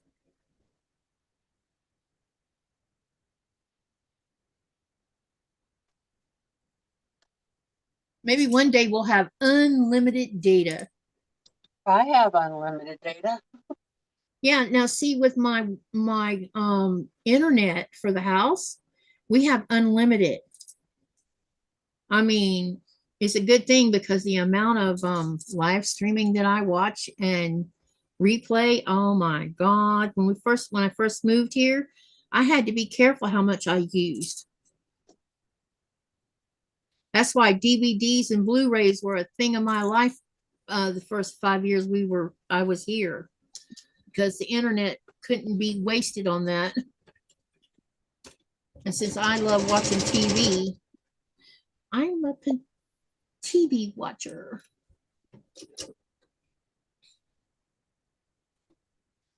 Let's see here. Mona left because she needed to lay down. Myra says bucks and does early English speakers assigned for me. I already read that one, but I thought okay. Yeah, and we're all glad you're here, Laura, to hang out with us. I hope it'll help ease your day a little bit being out with us. Are you sewing on anything or are you just sitting and watching? What's everybody having for dinner tonight? What did you have you haven't had dinner yet. What are you having for dinner? I meant to ask you, sorry, I'm about to go down the rabbit hole. How did you make your chicken? Was it last night? Mm-hmm. How did you make your chicken? I have some chicken spices, seasonings. Mm-hmm. And I just clean the chicken. I had chicken legs or Okay. thighs, chicken thighs. And I clean those up. And then I just sprinkle them pretty heavily with seasonings, pepper, garlic, whatever spices you like. And then I arrange them in a little baking dish. Mm-hmm. And then on one side. And then on the other side, I put half of a mushrooms, like cut the mushroom in half. So Mm-hmm. I had big giant white grocery store. Oh. I call them grocery store mushrooms, you know. And so I had mushrooms and then broccoli. I cut up a bunch of broccoli and I put it on the other side, of the dish next to the chicken. And then I covered it with tin foil and I put it on 375 and just baked it. And then I think it was I let it cook for like an hour and 15 minutes Mm-hmm. or so, like that. And then I took it out of the oven and looked at it, checked it. And then I don't have a meat thermometer, you know. So Yeah. I always cut into the chicken. So I cut along either side of the bone and cut that chicken off. And then um, I take the skin off and I let it cook with the skin on there because you need that fat and stuff, you know. It keeps the chicken more moist. Oh, here, I just found the other pieces for this raccoon. Oh, Hey, good. well, I've already cut them out. No wonder. Isn't Were they that mixed in just with the way something it is? else? And I just stirred up the broccoli and the mushrooms, and then I cut up that chicken, and then I put it all back in there. And I left the vegetables covered, but left the chicken uncovered and let it cook for another 20 minutes or so. And Sounds uh, tasty. I was wondering how you made it. yeah, and then I sprinkled the vegetables with some Parmesan. Mm-hmm. That was really good. What do you So if make you it like with tonight? Parmesan, you can even sprinkle the chicken with it too. Yeah, I like Parmesan, especially After real it's Parmesan. all cooked, you know, Yep. dish it up. So tonight I have a flat iron steak Ooh. and I sliced it up really thin, super thin, and I'm marinating it right now, so it's in olive oil, soy sauce, um, and then seasonings that you like, whatever you like. And then I just let that marinate all day. I forgot to show this block. And then I'm going to have that with broccoli and mushrooms also, Mm-hmm. and fried rice. That sounds yummy. What's everybody else going to have for dinner tonight?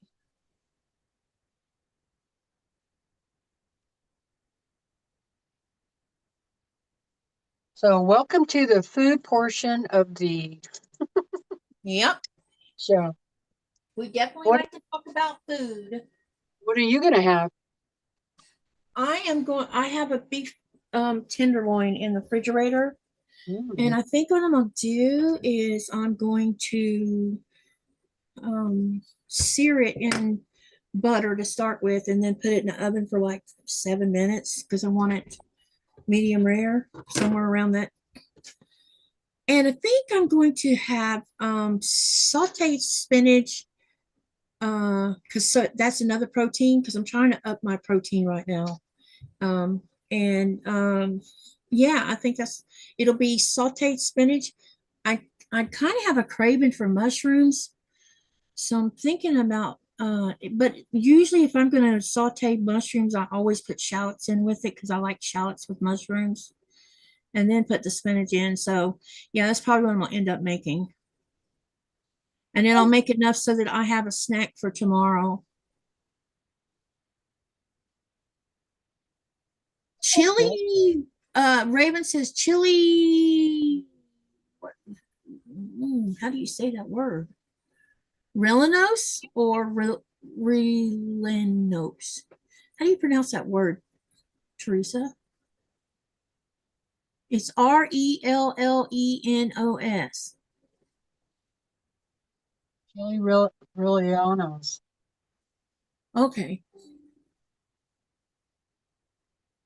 something like that. And those Yeah. are really good. I love I don't those. even know. I don't even know what they are. It's a pepper, like an Anaheim. That's what I use. Anaheim peppers, and they're in a egg flour type uh, coating, Mm-hmm. and you can fry those. Now, the Anaheims, you cook them in a hot oven or on the barbecuer because you want to peel the skin off of it. Uh-huh. And then, so they're, skinless. So they're not so tough. And some people take the seeds out and everything. And some people stuff them with like cheese. And it's a very popular dish at the Mexican restaurant. It's something that I always get. But Is it spicy hot? um, if you don't take all the seeds out, it can be. So the meat But itself is not spicy. It won't burn your mouth. yeah, it won't burn your mouth. It's not, Uh, they're not like jalapenos. yeah, They're not hot like jalapenos. yeah, I don't enjoy fire in my mouth. I don't understand the fascination with that. They're a little bit hot, but not bad at all. And oh, they're delicious. I like them. Now I want some. Raven says, stuff them with cheese. Yeah, stuff them with cheese. And then there's some sort of sauce you can get to put over the top of them. I will have to find a place and at least try taking a bite of one.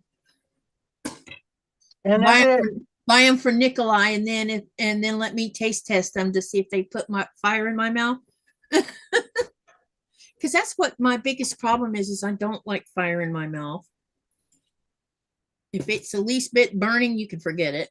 Because I can't taste. They say they say it's spicy, but I don't taste spice. All I taste is burning sensation in my mouth. I really think it's what you grew up with, Yeah. Give me a bell pepper or a sweet pepper, and I'm perfectly happy with that. I like red peppers and yellow peppers. Yeah, the yellow ones are nice. Mm-hmm. Hello from Australia. Hello, Selena. How are you? Raven says a poblano is only 2,500. Oh my God. She's talking about the Scoville value. 5,000. Jesus. How does anyone not end up with blisters in their mouth from that? Yeah, it's like she said, in between a bell pepper and a jalapeno. But it makes a difference if you take the seeds out. It's same thing with the jalapenos. Get those seeds out of there, and then the jalapenos aren't so bad.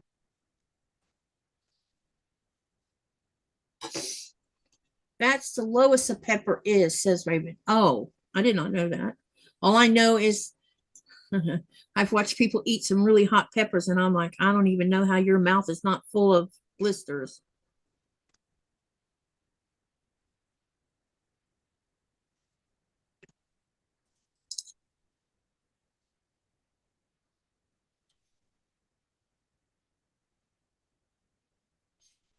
Did you see that block I showed them?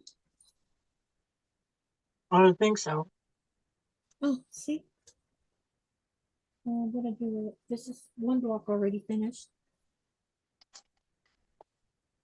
Oh, I thought you were all done with that. No, I'm building these now. I'm done with the pretty much with the hourglasses. I think. I hope. Oh, I thought the quilt was all together already. No, I still got to add. It's 3 rows, so I need to add 3 more rows, and then I'll Oh, make a decision on whether I want to make it bigger than that or not because I'll have extra blocks. But I'm thinking, like you and I discussed, that maybe leaving it at that twin size would be doable. Maybe I can give it to my grandson because he doesn't have a fancy quilt, a really nice quilt or a blanket on his bed, Yeah. or I'll keep it so I could snuggle in it for a while first. I don't know. I really want to I want to make him a dinosaur blanket, but I have got to make some kind of, time to do that in. Plus I need to find some more fabric to do. I already bought some fabric to do the dinosaur with, but I need some more that, I can get away with. It's not too weird, but looks cool. Because one of the fabric I bought from a fabric store, no less, on the label it says, do not use this for children's blankets. And I'm like, wait a minute, I just bought this because I was going to put it in a quilt for a child. Did it say why? No, it didn't. Is it not 100% cotton? Yeah, 100% cotton, but it has a warning on it. Huh. I'll look for the fabric tomorrow, and if you happen to be on the live or around tomorrow on the live, or either Saturday in the live, I'll show it to you. I wonder if they just have to put that warning on everything nowadays. I don't know. All I know is if it's something to do with fire or something, then there must be something in there that's not supposed to be in there. Which I don't understand that. If it's 100% cotton, it should be safe even in a fire because, cotton turns to There's a ash. possibility that somebody can get hurt. They're going to put a warning label on it. Well, I bought it in California, so maybe that's the problem. And like, remember the hot coffee from McDonald's? Yeah, I remember that because someone decided they wanted to sue McDonald's. So now we have warnings that this coffee is hot. You may burn your mouth when you try to drink it. Well, of course it would. Celine says, I love the hourglasses. Thank you. And then Laura says, I'm sorry, I had a call I had to take, yet more family drama. Yeah, you need to turn your phone off, Laura, and do you. Let them take care of their own problems. I know that sounds a bit selfish, but sometimes your sanity needs a break.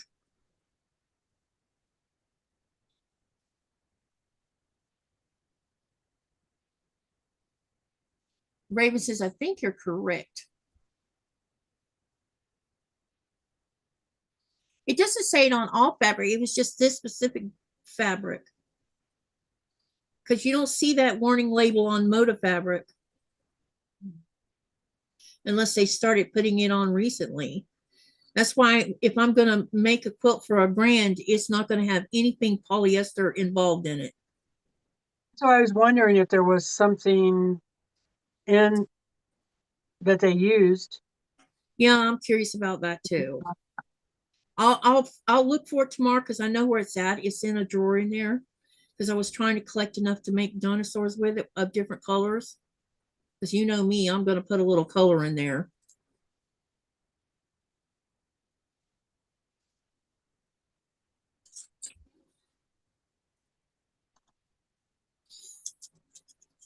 PJs are sprayed with fire retardant.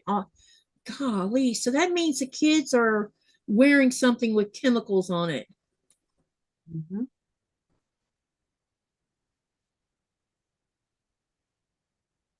Does it come out in the wash? That's what I want to know. Does it come out when you wash it?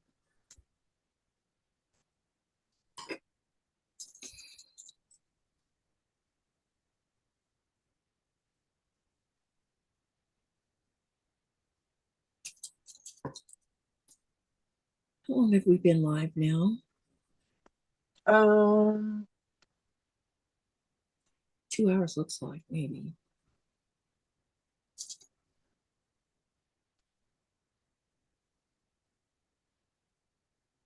Huh. Oh yeah, 114 minutes. So almost 2 hours. Yeah. Right? No, 60 and 60 is 120. It's a little over 2 hours. Really? Yeah, a little over 2 hours.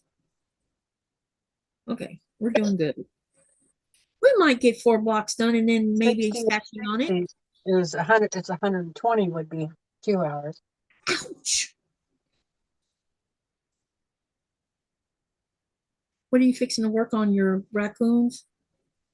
I'm taking a break. Oh, okay. I need I to, think not, because that would defeat the purpose, says Raven. Yeah, but it's still got chemicals and you're exposing your child to it. I did not know that they put fire retardant on kids' clothes. yeah, I think they started doing that a few years back.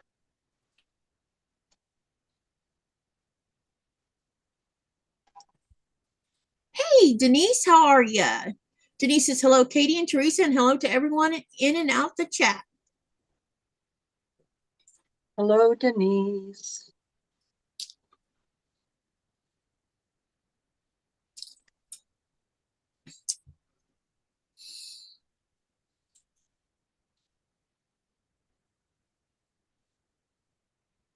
Alrighty. I'm getting To, ready. oh, go ahead. Nope, you can go ahead. You're getting ready for what? I'm getting ready to sew this side on and we'll have block number 2 made. Oh, nice. That means 2 more to go, and then we can sew all of those together after I put the sashing on, and we will be ready to sew on another row. I'm doing this as I go along because I want to hurry up and get this done. Why I'm thinking about, I want to ask you a question. So these individual square, the half square triangle or the regular square, they're 2.5. Which builds out to be 4.5 on the hourglass and 4.5 on the 4-patch blocks. And then we have, the very thin sashing here. So my question is, I'm going to put a border around the whole outer perimeter because there is tons of seams. What width would you recommend for that? I was thinking either 3.5 unfinished or 4-inch unfinished. What do you think about that? Or should it be Well, wider than that? it would depend on a couple of things. First off, are you just wanting a little border because of all the seams? Yeah, Or, I want to lock in all the seams, but have it wide enough that when I put binding on, I'm not having to, I don't want cramped quarters when I put the binding on, if that right. makes sense. And so the other question is, are you putting the binding on to make the quilt bigger? Huh? Do you want the border on there so the quilt is bigger? No, it's really not about the size because it's already pretty big Okay. anyway. Then I would do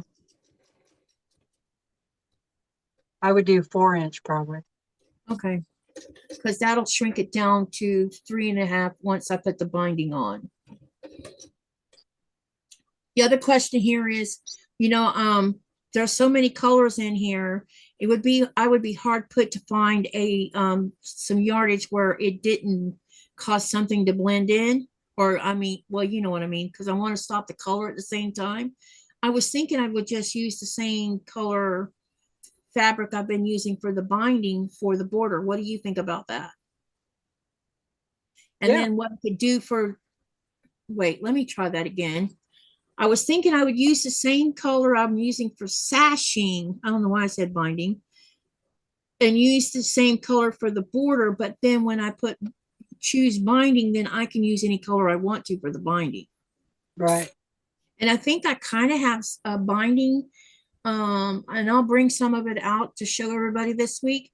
That's like it's directional and it's multicolored. And I was thinking about using that as the binding because this whole quilt speaks of color and my chaos. You know what I mean? Right. So I'm wondering if that will work okay or if that will take away from the whole impact of the center of, the whole quilt itself. Well, if you have a spot where you can hang that quilt up, And then Yeah, I'm going to do that soon this weekend. you can hold that binding up next to it, stand back and, you know, audition Yeah, the like you fabric. do, audition it. Yeah, that's a great idea. Hey, Cynthia, it's good to see you. Just wait until you guys finished your discussion. I just Hello. wait quietly. So, how was your day? Oh Lord, it's been a day. We've had some closing issues on the house come up. So it's been kind of a grumpy day. I've So, been grumpy. so is your closing going to be extended out more? Or? Yep, another week. Well, no. I take that back. It's not going to be extended out, but we will not be able to move in for a week. Oh, okay. But you said you have the townhouse carried out for a month, the rest of the Yeah. month. Yeah, Is that going to be long enough for you to get whatever's going on and enough time to move out too? I sure hope so. Or you, yeah. Is anyone going to come help y'all move out? No, we've hired movers. Oh, okay. Let me catch up in the chat real quick because there was some comments. Let me see here.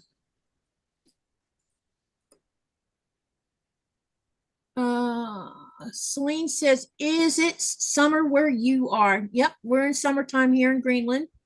The temperature was pretty up there today, but now it's back down to 45 degrees, which is funny. But we have ice out in the fjord, so that contributes to that. But when I walk outside, it feels nice and toasty and warm. But I do need to close my front door because I noticed that the house is chilling because I had to open it earlier. And Laura says, hi, Selena. It's definitely summer here in Arizona. It's 111 degrees. I could not live in a place where it stayed like that all the time. And let's see. Hi, Jennifer from Denise.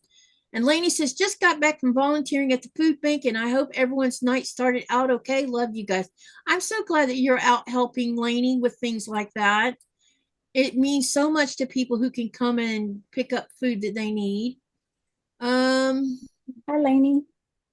Selena says, Laura, that is over 43 degrees Celsius.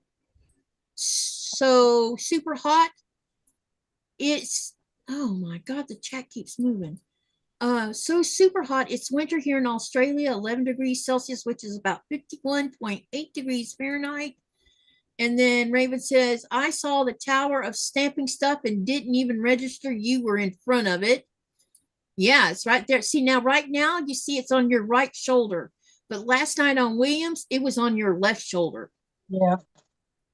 Selena says, wait, Laura says, Selena, normally summer doesn't bother me so much, but this year seems hotter than usual. And then Denise says, do you get to walk through the house before you close, Cynthia? And then Raven says, it's so wet, my curls have shrunk up to my jawline. I wish I had curls. You and me both.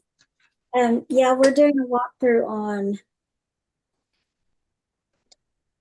well, I forgot which day.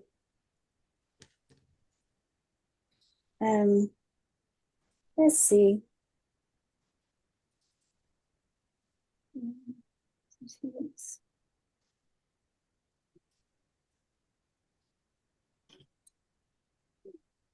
I'm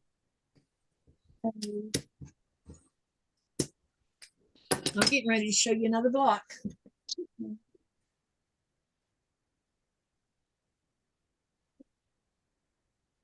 I forgot if it's this Friday or next week. It was going to be this Friday, but I think it got moved to, I guess it was going to be tomorrow. I think they moved it. Yeah, I was about to say, how can you do a walkthrough if you're not going to close on Friday? Stop, get down.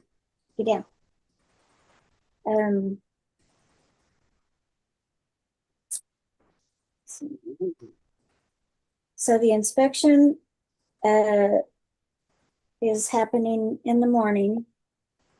And then we'll get the report back tomorrow. And then we'll sit down with the realtor and start working on our list of repairs. The blue tape walkthrough, not sure what date suit. I'm hoping that we can do the blue tape on Tuesday or Wednesday. And then we will work on the list of, no, we will, You need to finish up with.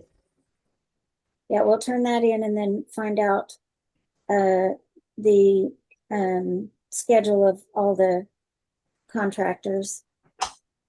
And so we will close next Thursday as scheduled, but the builder won't get his money until after they finish up the last of it. That's pretty. Thank you. I like that green in there. Yeah, just these blocks are really pretty. Mm-hmm. I think you guys bought into it when it was already started to be built, right? Yeah. Yeah, we found it when it was just well, I guess he had broken ground on it last October. But when we found it, it was in February or March. And it was just the studs at the time. And then the outside, the protectant they put on the outside before there's any walls or anything. And so that's all it was when we first found it. And then we signed a contract mid-March, and the original closing was going to be May 25th, and then we offered to let them extend it because the builder was talking about how that's going to be tight. So we offered to extend it out a couple weeks. And then when we got back from Oklahoma from closing on the sale of our house, Jeff didn't think they were going to be done by June 5th or somewhere around there. And so we discussed offering another week or two. And so closing got moved to June 18th. And so I'm a little frustrated because from the date that the builder said that it should be finished to the date that we've extended it so much, we've extended it like a month, and we're still not going to be done. But sometimes things happen. yeah, I'm not a very trusting person, so I don't like the idea of closing without it being completely finished. I'm with you there. I wouldn't close until it was finished. If we do that, then we have to lock in our rate again and pay more. So Jeff doesn't want to move closing. Plus, the builder is our neighbor, so he's probably not going to gyp us because we're neighbors, and so he won't want to start out having a bad relationship with his buyers, I would think. And he's done things where we've added stuff to it. He's done those things. So I guess we've added more than they could do in the time.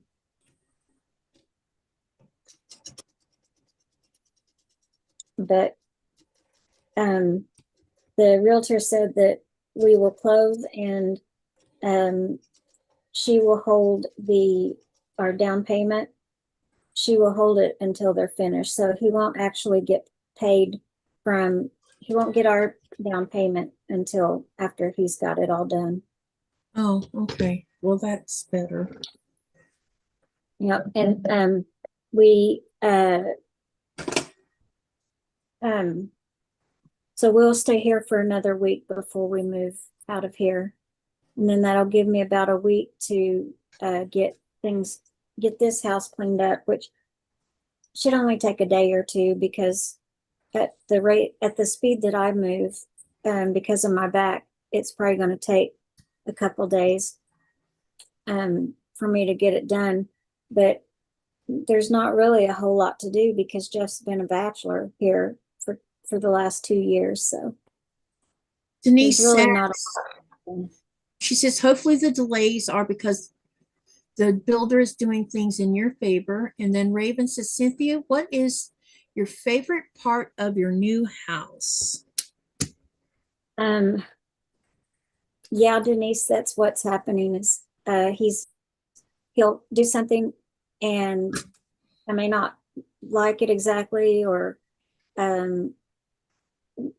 Jeff didn't, and so he'll go back and correct that, or Jeff added things to the list that he wanted done to the house.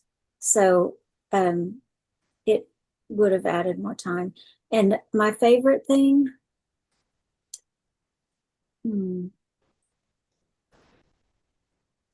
there's too many. I have a huge laundry room, and that was top priority. Was a big laundry room, because I don't want to feel like scrunched when I'm trying to move things around in there. So I wanted lots of space. And then I think my favoriteest of my favorite is the view of the mountains. We've got the back deck of the house. We've got a really good view of the mountains. So, and we won't have windows on we won't have curtains or blinds on the windows to block that view. So that's going to be nice. You're not going to have blinds. So what are you going to keep people from seeing inside your house? They can't. We're too high up to. Oh, got you. For the neighbors. And Jeff's going to get this this sun protector that he will put on the deck that will go down and we could see through it, but it will keep the sun from beaming in the evening. So that will keep people from being able to see in if I want to walk through my house naked. Because I want to be able to do that if I want. And my third favorite is my office. It's bigger than what I have here, so I'll get to designate a separate space for my sewing than from my paper crafting. So I'm kind of excited about having that extra room so I can add another table in there for sewing. Because as it is right now, I usually have to clean off one of my desks and just I have to clean my paper crafting off to set up my sewing machine, and I won't have to do that anymore. That's awesome. So, yeah. Laura says, my husband and I built our last house. I nearly had a nervous breakdown over it. My father was a contractor, and I complained about some things and was told it was all within industry standards. What I hear you. I kind of let Jeff take the reins. He's dealt with all the financing. And then we will discuss things and decisions, but I've pretty much been in favor of whatever Jeff wants to do. And I've tried not to let it stress me. So it really hadn't stressed me much until today. And I'm just ready to quit taking these stairs. So I'm ready to get out of here. And my next. Laura says, Cynthia, that is fantastic. Who said that? Laura. Laura? Oh, I see now. Yeah, I'm so ready. We got garage doors today. Jeff took a picture of that when he went there today. And they're really pretty. And the thing is with this house, this is the first one that he is building this design. And so we can't like go on Zillow to see another house that's like it or a model home anywhere. So we're basically learning what things are going to be when they get done. And he had already, had already bought the stuff to put in the house. And so we didn't really get to decide a whole lot of things since the build was already in progress. But I did get him to change out the, before he installed them, I asked him what color the faucets and fixtures would be. And he said they would be gold. And I said, I don't like gold. I want something different. He said, what do you want? And I said, anything but gold. Of all the colors he had to get. But I've got chrome and brushed nickel throughout the house. So Mary says it's awesome getting a brand new house. Our last house. That gold is kind of old fashioned, isn't it? Yes, and the new houses out here that they're like the houses that are too fancy for us. They have gold fixtures in them. I guess it's becoming a thing again, but I just don't like it. To me, it looks like it's dated, like a long time ago. So yeah, I like the brushed nickel, or that's what I wanted. I like brushed nickel, and I'm happy with chrome. And my cabinet handles are they're chrome, but they're really pretty. They're the design that he chose. Selena says, I have to go start my day. Bye, everyone. Thank you for coming in, Selena. And then Laura says, Cynthia, my husband is the nice guy. I just had a history in construction because I began working with my father and uncle while I was 14 and knew that corners had been cut. And then Mary says, brushed nickel stays nice for a long time. And while you're continuing to talk, I got to go close my front door. Okay. So yeah, I've got chrome cabinet doors and drawer handles, and I've got brushed nickel faucets throughout the house, and I like it a lot better. Yeah. But that's pretty much all that I was able to change from what he had already planned. Now I know why it got chilly in here. Was it wide open? No, the fog is rolling across the lake, and anytime the fog comes, it makes it feel cooler. And before I forget, Teresa, when we were talking about the Liberty Box, this was what was in the Liberty Box last year. Oh, yeah. This has absolutely nothing to do with sewing. Yeah, it does. How? Because you go to retreat and you're going to take your lunch with you, or go to a sewing group thing. There's you want to no take your lunch over here. But I thought I would use it to put something cold in it I don't know. We'll see what I do with it. I have 2 of these. I should give these as giveaways. Yeah, there you go. I would have liked it because Me We too. have group sewing, So you you like gotta, this? I would have, yeah. Hmm. You might Because get one in the I could mail have used it. because I I could have have two of used it. these. You might get one in the mail.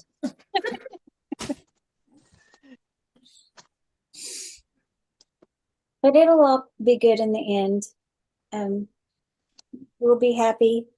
The house is too big and too fancy, but um, the problem is you can't get a large laundry room and an oversized garage and everything else be,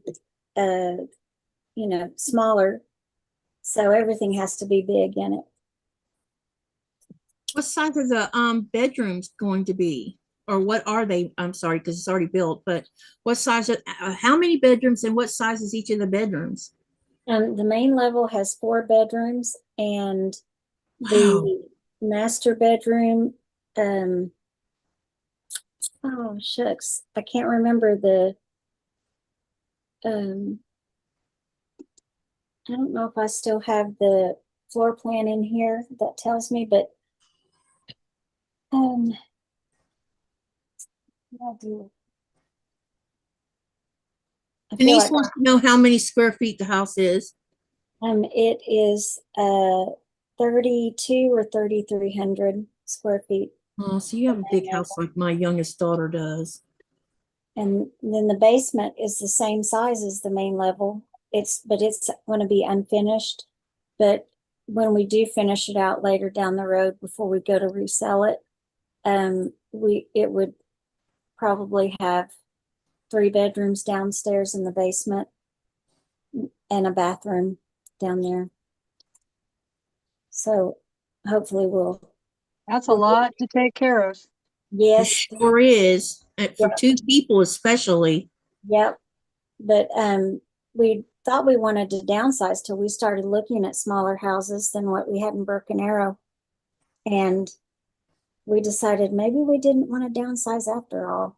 Because we looked at stuff and it just was too small, too scrunched. And my goal was to have something where at least the basement would be set up to where I could hotel my family when they come in, because of everybody being 16 hours from us. Getting out here is not going to be cheap. So I didn't want them to have to worry about a hotel bill once they got out here. And once they get out here, they're not just going to stay for a weekend. So they need a place to stay for, a good few days. That wouldn't be too expensive. So Have you thought about putting in a mini kitchen in the basement? Like a little small thing so that they, if they didn't want to come upstairs, they didn't have to. That's what I'd like to. We haven't discussed it with this one, but there's plenty of room down there too. I do at least want a wet bar down there. I know one thing. I sure wish we have a basement, but you can't actually, there's only like one part of it you can actually stand up in, and that's the boiler room. The rest of it, you have to like squat down a little bit. Really? So there's no potential to turn that into anything. But I wish it was a bit, taller, because we could turn it into a big, huge craft room. Yeah. Liberty University is here in this town, and I've noticed when I look online for places to rent or for Airbnbs, there's places that are like just 1 bedroom people will rent out. And I'm thinking that probably would work out great during football season. And so I told Jeff we should think about doing that with the mother-in-law suite. I would do. They just have to accept the fact that they would have to walk through the house to get to it. So they might have to say hi to us at least. And I could promise them a bed and a bathroom, but no breakfast guaranteed, because I don't get up to cook breakfast. So it could be a B&B, but not a bed and breakfast kind of B&B. just a bed and bathroom. Denise says it's big enough to move the family back in. Laugh out loud. Do you have a great room? That's what I want. I want my kids to have a place to sleep when they come out here, and we could downstairs, the basement is just studs, and we're going to leave it that way for a while. I'm with you, Raven. Bedroom equals sewing room. Yes, And one of those 4 bedrooms is my sewing craft room. Mary says an oversized laundry room and a garage in a tiny house. Yeah, some people. That's what I would do. I don't know if I need a big garage though. I just want somewhere where we have more space. But I don't think we're gonna buy another house unless he decides we move to Nuke or something. See here. Amanda says, hello, quilty friends. It's good to see you, Amanda. And Denise says, big enough to move. Oh, I already read that one. And then Denise says, I don't understand why the basement is not finished. There's another whole apartment if the floor was finished at least. Or is the floor finished at least? She's asking if the basement floor is finished at least.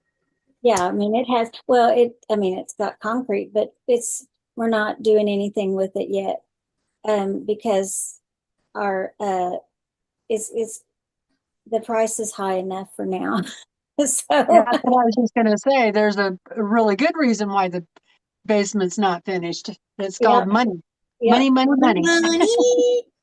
Yeah, we are tripling our house payment with doing this. Cheaper to do your own work sometimes, Cheaper to do your own work. Yeah, and that's what Jeff plans to do, is have a lot of it we'll do ourselves. And we plan to live here for 10 to 15 years before we go to sell it and move wherever the grandbabies are. So we've got. So this is not a forever home then. No, we're just out here because of a job, and we don't know if we will stay out here forever or if we will be back in the western half of the country. But the intention is not to stay out here unless the grandbabies are out here, then we'll stay. But yeah, the basement, I've told my family that if they all would come out for a holiday, then we could celebrate Thanksgiving or Christmas or whichever, and we could glamp out the basement. We could put blankets up for walls, so you wouldn't have soundproofing. You just would have privacy in your space, and we could get air beds or cots or whatever it takes to provide bedding for everybody. But it would be so awesome to have all of my family or all of his family, all of Jeff's family out here at once. So this house will definitely take care of it. It may just not be glamorous down in the basement, but yeah, it'll be all right. It'll eventually turn into something. Raven says the new house has 2 garages. It's a big deal for hailstorms, winter, and storing boats. And then Laura says, Cynthia, I definitely wanted to downsize, but my husband wanted land to build a shop on our property without an HOA. I don't blame you there. And we are on acres now and built a secondary garage that was ridiculously expensive. I have an interesting thing to tell you guys. If you want to answer that before I tell y'all what I'm going to tell y'all. Laura, that's the same thing my husband wants. So we're on an acre out there, and he thinks that the garage will be big enough that he won't need a second garage building, a second separate building. Plus he's taking just a portion of the basement and having a garage door or a way to put the lawnmower and other equipment down there on that level. So it's almost like a third car garage downstairs in the basement. And so he should have the space he wants in his garage for what all he wants to do. But I'll look up my my list of all of our checklist for the next house that we would build. I'll look for that while you talk, Katie. They always need more garage, says Raven. Hello,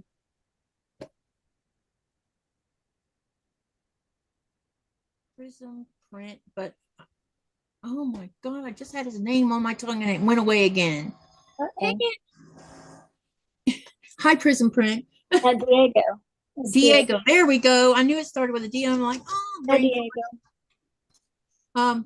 So when I was talking to Lynette and Ava yesterday morning, Lynn told me, in fact, she's probably in the air as we speak. She told me that she's flying to Japan this week. Guess how the reason she's going to Japan. Okay, so some of you know that Lynette, my oldest, is a surgical tech, and for the last 3 years, she's been taking classes at the University of Florida to add to her college education because she wants to have a bachelor's that has something related to her surgical tech job. And apparently she qualified for a program where she gets to go to Japan for 2 weeks to do educational stuff that has to do with her job. Oh, You know, cool. her that will relate to her job. Well, that's She's cool. excited because, and I'm excited for her because my kids, all 3 of my kids, have Japanese DNA in their bodies because their dad was half Japanese. And so this will be a real treat that she'll get to see a part of her heritage in person. Because Kristen's already seen Japan while she was stationed in Japan when she was on the USS George Washington. So another kid gets to see another part of their heritage. That's awesome. I think it's awesome too. I'm excited for her. I told her, I said, do you mind if I give you some wish list? She says, it depends on what it is. I said, oh, let's see, bring me a sticker back, bring me a magnet back. And if you could find a couple different colors of cotton Japanese fabric, can you get some of that too?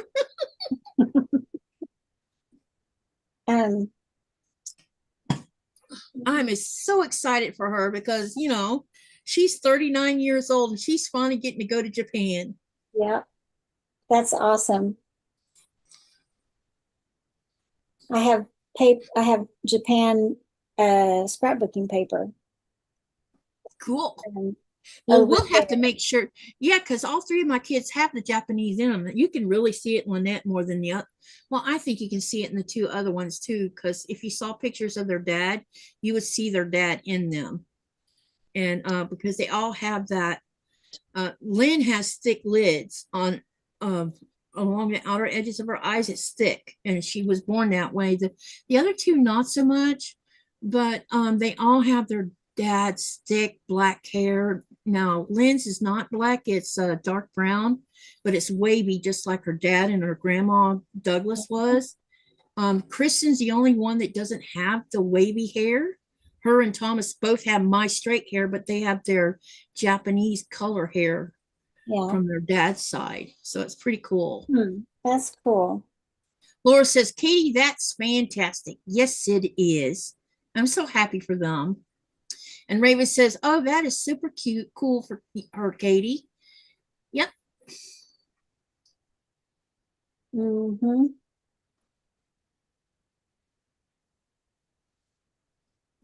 So I told her, I said, she better take lots of pictures and make some videos. Yeah. Peyton went there the summer before his senior year of high school. He went with the school trip over there And Oh, that's cool. huh? That's cool.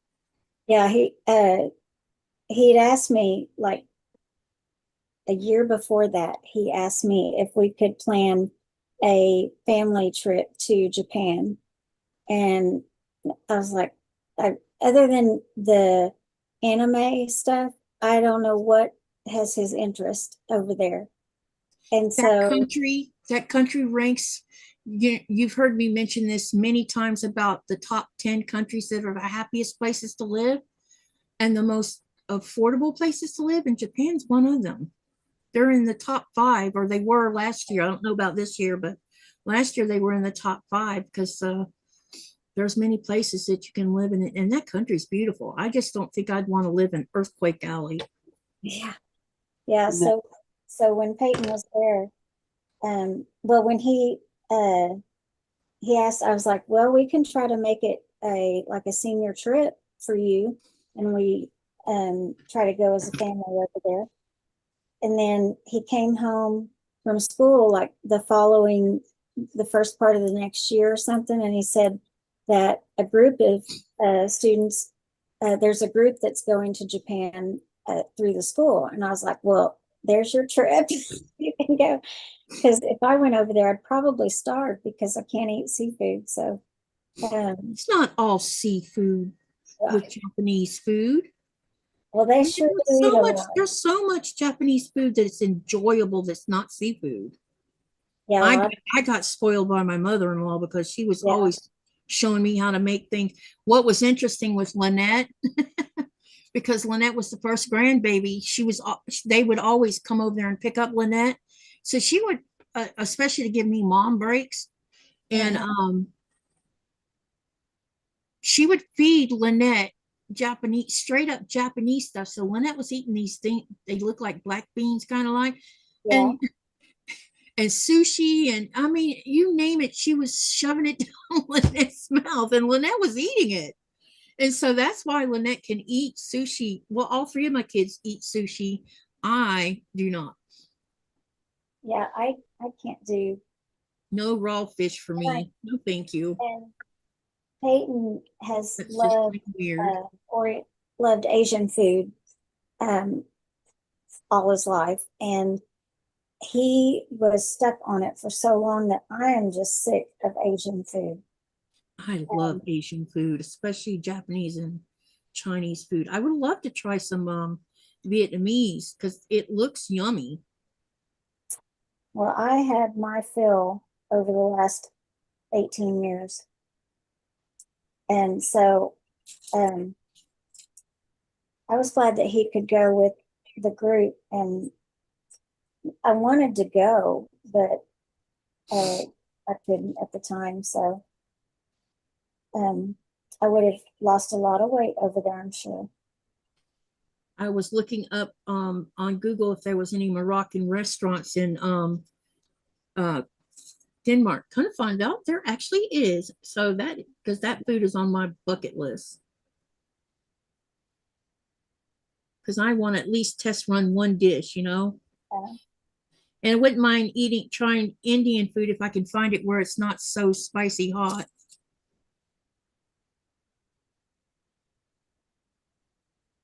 Banana Fana boat.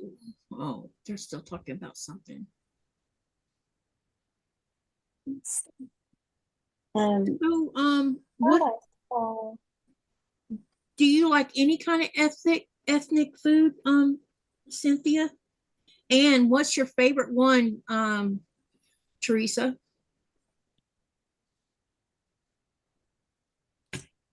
Probably Chinese. Chinese? Yum. I love their chicken wings. I love stir-fried stuff. Foods. Me too. Yep. Not necessarily the battered foods, you know. Mhm. I could, but just fresh vegetables and meat, stir-fried all together. That's like I love lo mein. My boys do too. Oh, lo mein is so yummy, especially when it's made with a stir fry. I like I like sesame chicken, orange chicken, and what is it? Green beans and chicken, and I can't remember. I think it's called string bean chicken or something like that. I like those. But I like to get just plain old steamed rice.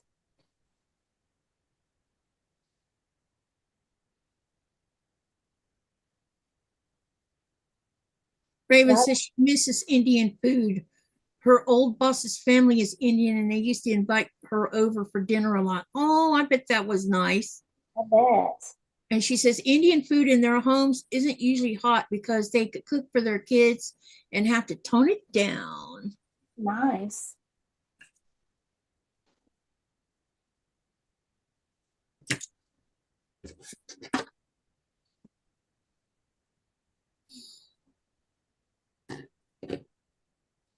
I told Nikolai, I said, we're definitely going to find a couple restaurants so I can expand my palate a little bit.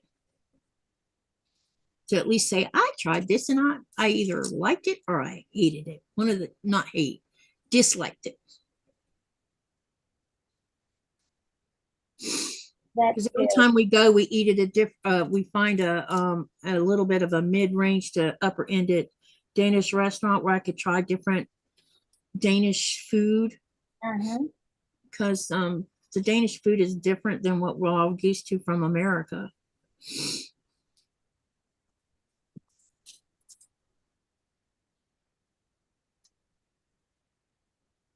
I saw something.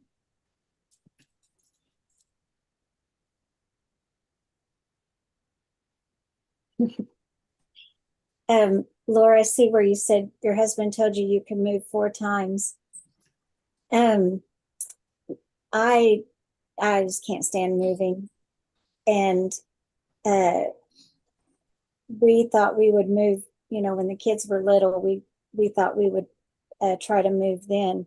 And it didn't work out that Jeff would found a job where we wanted to be. And so once the boys got established in their middle schools and, the community activities, we decided to put it on hold and just wait till they grew up and we retired. And so now that the boys are grown, Jeff got the offer to move to Colorado, and that he was there for 2 years, and then he got this offer to transfer out here, and it's actually, for job wise, it's been the best move for him. He's happy at his job again, and so that's what's important to me, is that he is not losing his sanity from him not being happy at his job. So so that's why we're out here. But I didn't imagine us moving so much once we did move out. I imagined it being once and done until we retired or something. And we have dealt with moving Jeff twice, then moving me out of the house into a hotel, and then a lot of our stuff went to storage at that time, and some of it is still in storage waiting for a permanent place to land. And then so we moved me to the hotel, and then I went and camped out at my house for a couple weeks or a month, and then came out here. So that was another move. And so it's like I've had to deal with packing and arranging trucks and movers and stuff more than I wanted to in my lifetime, all in the last 4 years. And of course, it's now that my back won't let me do anything, I can't I can't lift anything to load or unload or anything. So we're having to hire people to come and do it for us. Let's see. Mary says, my second husband was great for that, taking me out for food that was different than what I was used to. I learned to love curry, pad thai, and I'm probably saying that wrong, and sushi. Yeah, when I first moved here and had my first taste of curry, I couldn't decide if I'm like, oh, I don't like this or I love this. I couldn't make up my mind. But then when I started learning how to make it, why the scent that comes off of making curry is extraordinary to me. Hmm. And and most of y'all know I don't usually have much of an appetite as it is. It's a long time thing with me. But curry makes me want to eat. It is so yummy.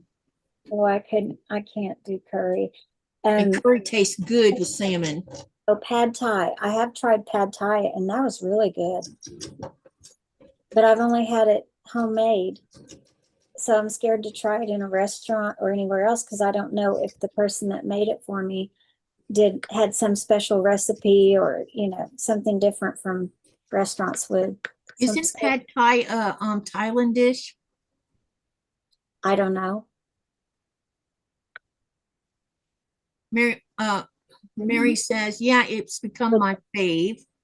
And Mary also says it'll be worth it. Denise says he must be an expert in his field to keep getting job offers. So happy for y'all. He's done pretty well. He's been with the same company for 20 years. He's a general manager for them for about 15 of that. So he just he was in raw materials first, and then in Colorado it was the medical industry, and that is not his wheelhouse. He doesn't speak their language, doesn't know their language, and so he found that he wasn't liking the medical side of testing, and so he's back in the metallurgical side of testing, or I guess that's what you would call it. He blows stuff up all day now. Well, his guys do. They blow things up all day now.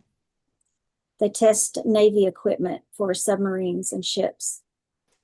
So they have to blow up dynamite or whatever it is in water and test the equipment on their barge, which is their makeshift submarine, I guess. So they make sure all the equipment is still working and stuff, so that our Navy is always in communication with the outside world.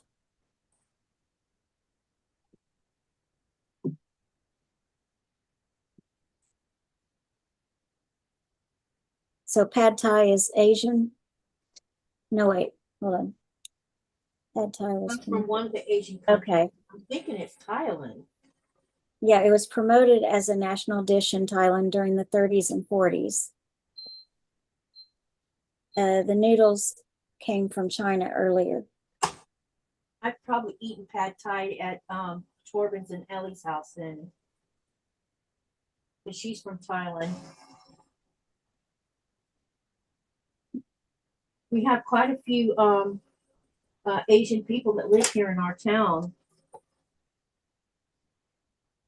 They moved here, some of them have been here a long time now. Yeah. And they work, oh my God, they're such hard workers.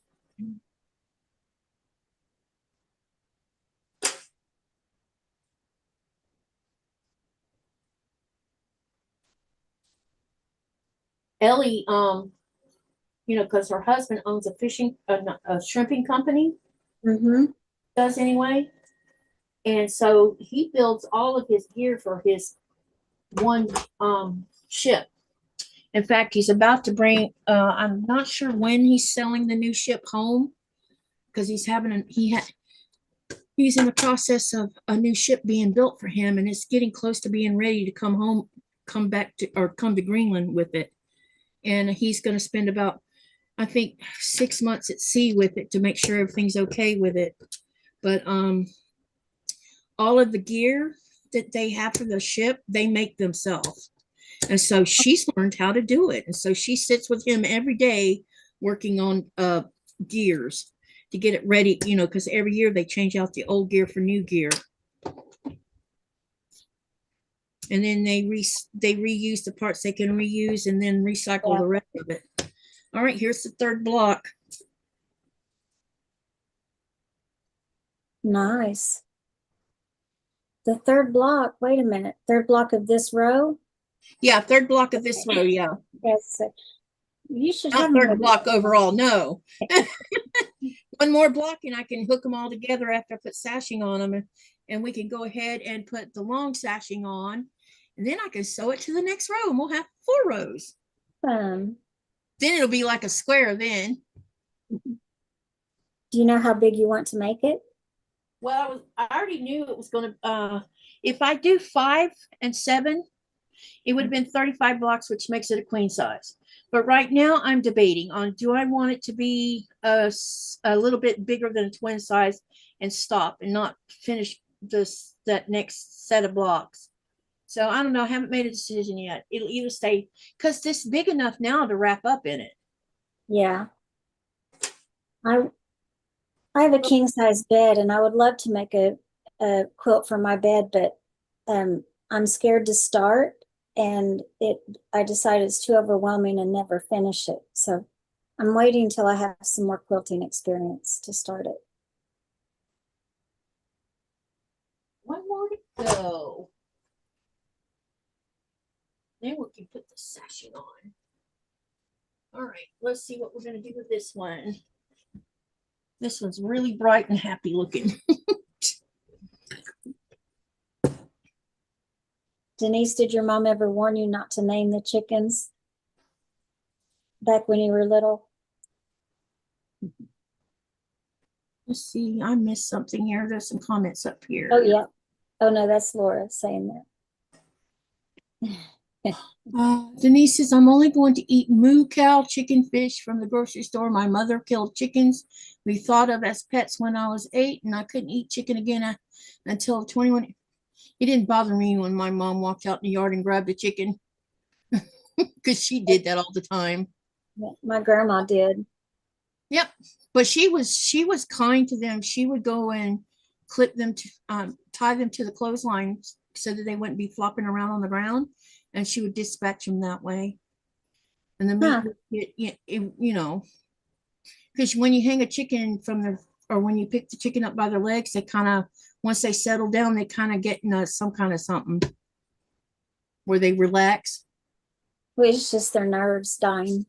No, I mean, before you dispatch them, when you have them upside down, they kind of, once they settle down, they relax. They're not biting you. Okay, I see. So yeah, so they're not being stressed out. So by the time the deed happens, they're not frantic and all hot and bothered, you know? Yeah. Raven says, oh wow, Denise, bet she learned her lesson letting you think they were pets. And then Laura says, Denise, my father, 87 years old, said his mom prepared chickens, then they named for dinner. The kids couldn't eat the chicken. That's funny about the names. And then Mary says, someone gave my mom a rabbit to cook for Easter. That really upset me when I was around 4 or 5 years old. I guess I was desensitized to all of that because, you know, my dad went hunting and he'd bring home food. You know, we raised pigs, and pigs were dispatched too. And we used to ride those pigs, and my mother would be yelling at us, get off those pigs. They're not for riding. But we would have a good time with them. But they let me tell you what, they buck worse than a horse. And they don't care where they sell your behind at. So there was many times where we hit the fence and get all cut up because we were on when we weren't supposed to be. Mm. That would be why my mom would be hollering us, "Not those pigs." So much fun.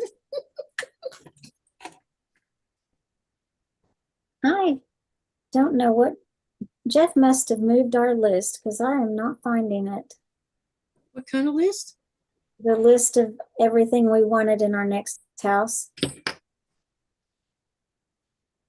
Right, I'm gonna finally get to use that one, looks like. Yay!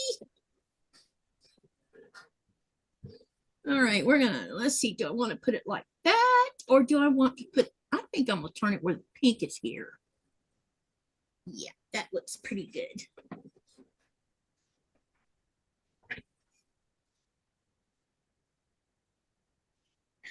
Yeah, Raven. You know, the funny thing is I seem to recall that my mom and dad raised rabbits for a while, but we weren't eating them. I don't know I guess they were selling the babies or something.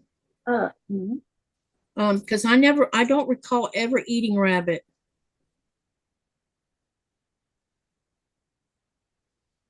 Ate squirrels. Mom had quail, but it takes a lot of squirrels and a lot of quails to feed a family of 4, no 5.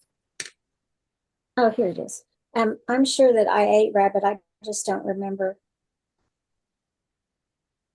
But we had rabbits at one time, so I'm sure I ate some.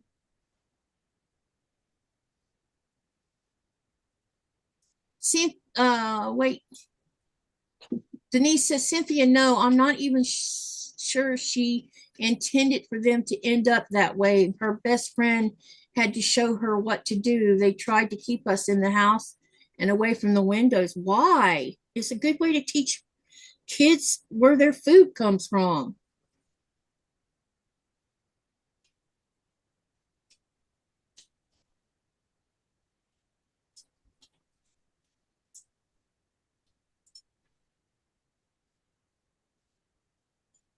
Mm. Denise says these chickens were incubated in the classroom and brought home after they hatched. Yep, circle of life. Someone's moving around. She's been quiet all this time. Yeah, here. Yep. I don't remember what all this time and now she's not. Do you need to go shoo shoo? Do you need to go shoo shoo? Shoo shoos? I need to go shoo shoo. Go ahead. Do you need to go shoo shoos? Do you need to go shoo shoos? Yeah? Do you need to go shoo shoos? Ah, that's she finally goes. Yeah, I'll be right back. All right.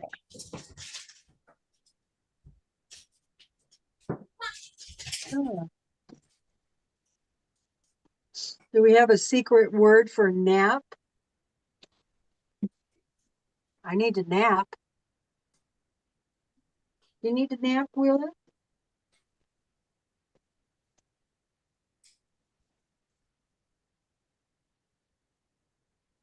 Well, I think I have everything prepped and ready to make those project bags, so. Awesome. But I'm going to have to, I need one more piece of batting. And I don't want to cut a small piece off of a great big piece, you know? Mhm. So I'm going to do Franken batting. You know what that is? Piecing it from scraps and Yeah, smaller pieces. yeah. But I need to bring up my sewing machine that has the zigzag stitch. That's what I used when I stitch batting, is a zigzag stitch. Okay. And then I just keep sewing it, you know, until I get a big enough piece, right? Yeah. I wondered how like the Quilt As You Go, I wondered how they would have the batting to where it doesn't like it doesn't break up, I guess. It feels like all one piece, or it isn't Oh, you know broken what? up. I have never made a quilt as you go, so I don't know. I don't either yet. Denise, you wouldn't starve. You would finally give into it and do something. Hunger is And not a thing. I would eat Enjoy. worms if I had to. You would eat what? Worms. Mm, I mean, if I was gonna starve or, you yeah. know, eat worms, I would eat worms or tadpoles. Just get the book, How to Eat Fried Worms, so you I mean, can. I wouldn't like it doing it, but Mm-mm. at all. Yeah, I wouldn't either, but But that's all that existed. I guess I would. yeah,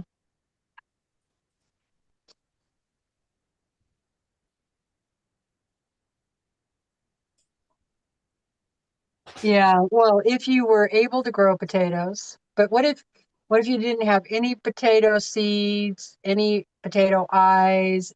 You didn't have any way to grow potatoes. There was no food. You didn't have any flour, no sugar. All there was is what was out in the woods, let's say, outside. Now, I know what some vegetables are wild plants that are edible, like wild onions, wild garlic, things like that. I would be happy to find. Oh, and there's beggar's lettuce or miner's lettuce. What is that? It's just a weed that grows along the streams and stuff Huh. that is edible. It's a broadleaf Okay. plant. You know, the leaves are really small. Um, but yeah, you can eat it just like you do lettuce. Okay. I want to show you guys something. I recommend having a book on edible plants. It's apple. Wait. She's already licking her chops. Wait. Wait. Good girl. The torture. Wait. Ah, you're not going to cheat. Wait. Okay. This Raven is says she would probably accidentally poison herself. Well, even that would be wait. better than starving. Yeah. I, when I first moved here, I told Nicola, I said, because I hadn't learned how to eat a lot of the indigenous food yet. And I told him, I said, if a ship didn't come, I'd probably go hungry. And he looked at me, he says, no, you won't. He's right. I won't. There's too much indigenous food here that I actually like. Wait. Well, Denise, like I said earlier, with most things, it's really how you grew up. You know, I grew up in mostly unpopulated areas where we hunted for our food, you Mm-hmm. know, and or my mother hunted. My dad worked. My mom would go hunting, and you know, when she got a deer or something, whatever, uh, we would all pitch in and clean it and process it. And my mom always canned the meat, so we had it all year long. And you know, we would butcher pigs, cows, chickens. And my mom canned all that stuff. Did your mom also have a big garden like my mom did? Oh my God, yes. Yeah. So My a lot of mom loved to be outside and garden. As a matter of fact, I did not find out until I was probably like in my 50s that my dad had never killed a deer or elk. really? Yeah, it's my mom always Wow. went. It was my mom. She's the one that always went hunting. It's funny. Isn't that He, funny? he didn't have, but he wasn't against trying to go out himself, though, right?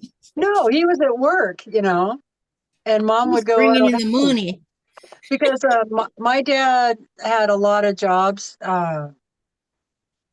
where the people were logging because he put the roads in and stuff. So in the summertime, we would go camping. And while we were there, my mom would be busy. Mm-hmm. And of course, then we didn't have a garden, but we would, she knew what plants like mushrooms and Yeah. other edible foods there were, and we would pick those or berries. I mean, we were always doing something to get food. So, now, Exactly.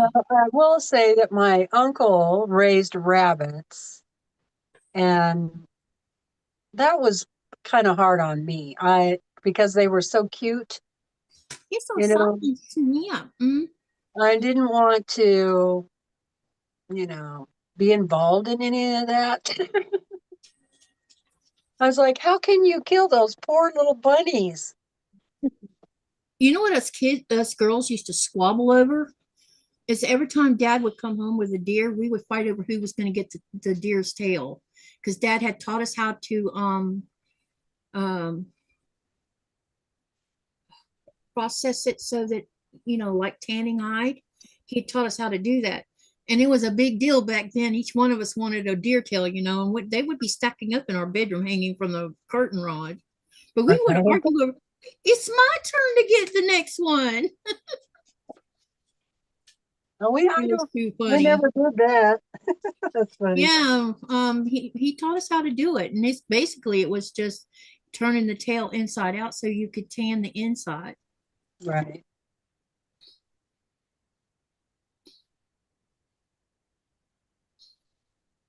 My mom would just shake her head because we'd argue over it. There's going to be more where those came from.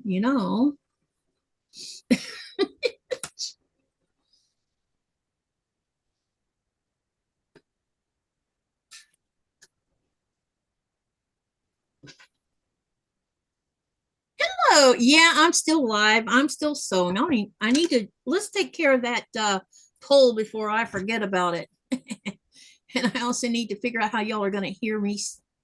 Hang on a second. I have to do something because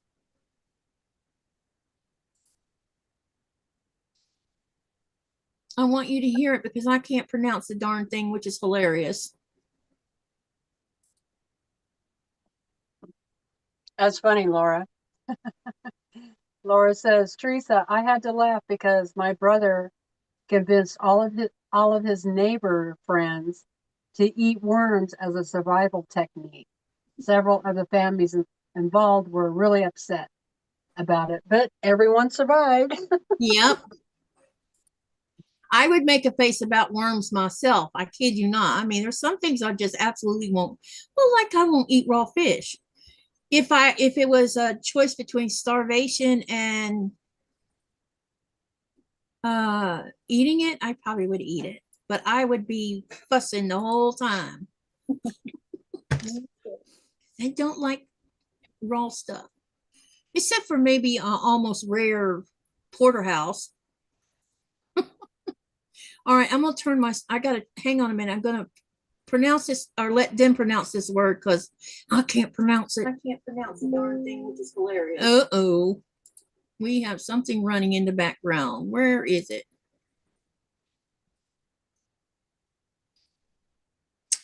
Okay. Uh-oh. Let me see here. Where was it running at? There's that one. Nope, that's not it. That's not it. See, I have too many windows open.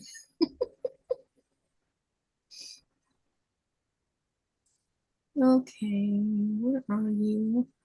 Oh, there it is.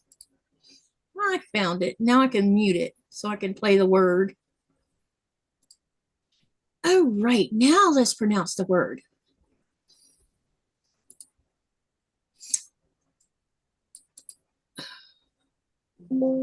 This is how the word is pronounced. Hello, I don't hear nothing. Why do you not hear anything?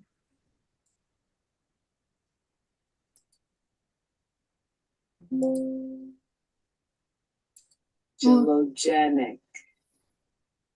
Gelogenic.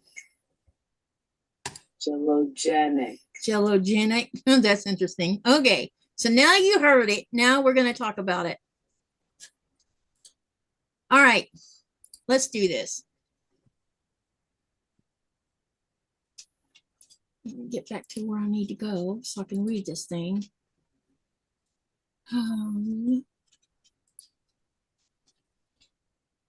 Or not.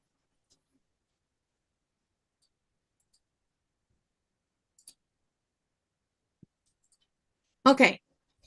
All right. What does gelogenic mean? Take a guess. Don't look it up. I asked you to do that so you wouldn't, yeah, because this is a good way to remember something. So there's 40 votes. 35% voted for causing tears. 40% voted for causing laughter. 20% voted for causing fear. And 5% voted for causing sleep. The answer is causing laughter. Oh, darn And it. now I will read to you why this word is this word. Okay. The definition is causing laughter, inducing mirth or amusement. It's derived from the Greek word gelos, meaning laughter, combined with the suffix genic, indicating producing or causing. Example, the comedian's gelogenic performance had the entire audience in stitches, laughing uncontrollably throughout the show. And we do that a lot, actually, if you think about it. Gelogenic refers to anything that causes laughter or amusement. This term captures the essence of humor and joy found in various forms of entertainment, such as comedy, witty dialogue, or playful antics. When something is gelogenic, it evokes a spontaneous response of laughter, creating a shared experience of happiness. This quality is often sought after in performances, literature, and interactions, as laughter is a universal language that fosters connection and relieves stress. Essentially, gelogenic elements play a crucial role in uplifting spirits and in enhancing social bonds through the simple act of amusement. There you go. There you got it. Awesome. Yeah, me too. I was guessing that it causes tears. Well, when I was looking at the word, I felt like Jello was not something that was like, because I knew what genic meant. And I kind of just like, maybe it means causing laughter, because I didn't think the other three things, just didn't seem to fit. So I guessed and I got laughter. I got it right the first go around, which means I've probably been exposed to the word somewhere.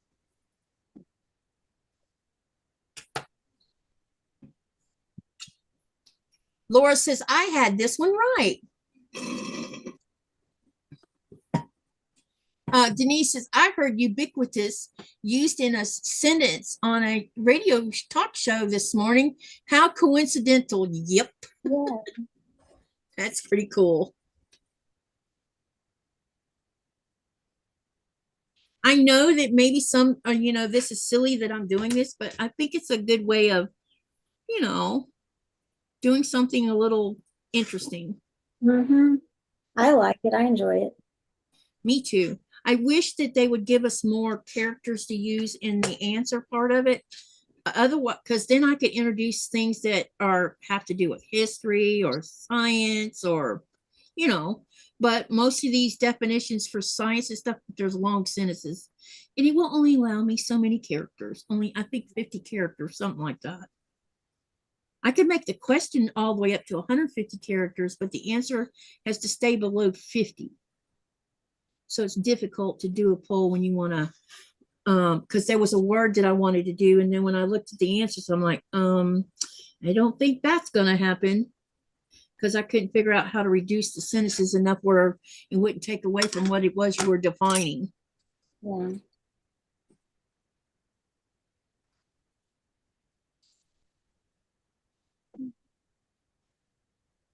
Laura says, I had took several college courses on Latin and Greek language studies. Yeah, Latin is a universal thing.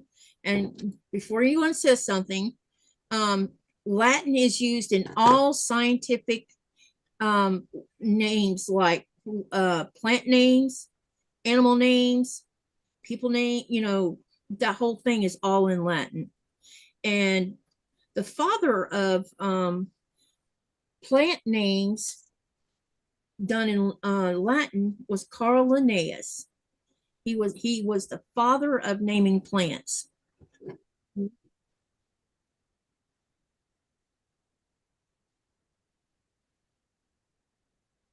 I took a botany class in college, but we also learned about Carl Linnaeus in our woody plants and herbaceous plant class too, because Doc would talk about Carl Linnaeus a lot.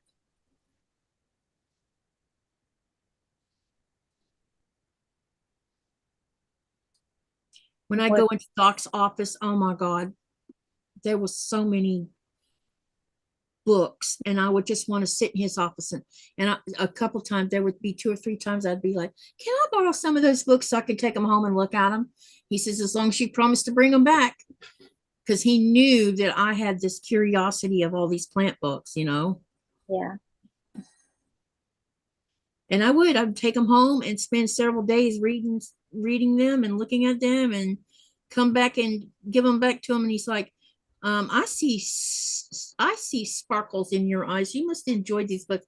I said, yeah, I wish I had my own copy, especially the Hortus Third book, because the Hortus Third book back then cost $300.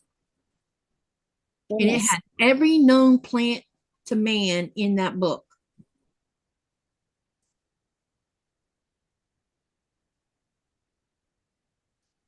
Their Latin name, where they're indigenous to, the whole 9 yards.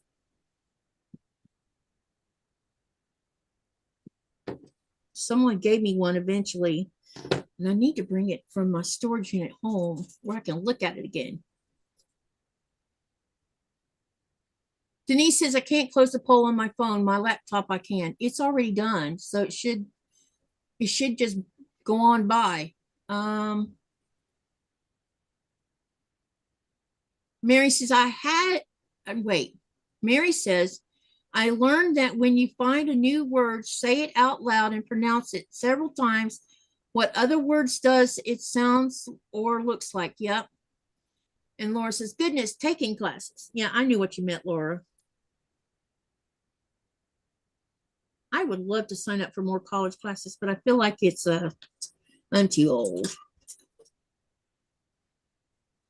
But it was satisfying my need for learning something.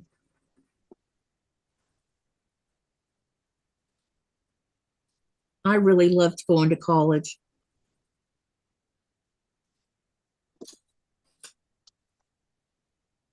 Is there another, like a community type program there where you can learn? Sure, if I spoke enough Danish or Greenlandic to understand it. They're not going to accommodate the language deficit. But they don't. The weird thing is I went to the college to ask if I could take a college level Danish class, because I've taken college level Spanish and couldn't speak a lick of it, and learned so much through 2 semesters of Spanish that I could speak it and read it. Yeah. And they're like, nope, you have to go through the little kids school. And I'm like, really? I have a college degree. Why can't I take a college level and learn it that way? Yeah. Well, I'm going to go, Katie. Thank you for hopping. What time is it anyways? 5 o'clock, my time. Oh, Pacific. it's still before midnight. It's 11 here. It's time for you to go make food, huh? Well, it's time for me to put some heat on my Chair. shoulder. Yeah. Wrist. So, okay. So I'll see Thank you you guys for hopping on with later. me. I appreciate you. Hey, wait, before you leave, can you show your little raccoons one more time? Please? Can you see him? Uh-huh. Oh, you got the bottom one done mostly. That Yeah. is so cool.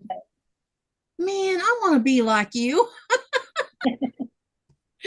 Your artwork is amazing. Thank you. I agree. It just All right. amazes Well, thank you for coming tonight, and I'll send you an email soon or later. There's the horse. That horse is beautiful too.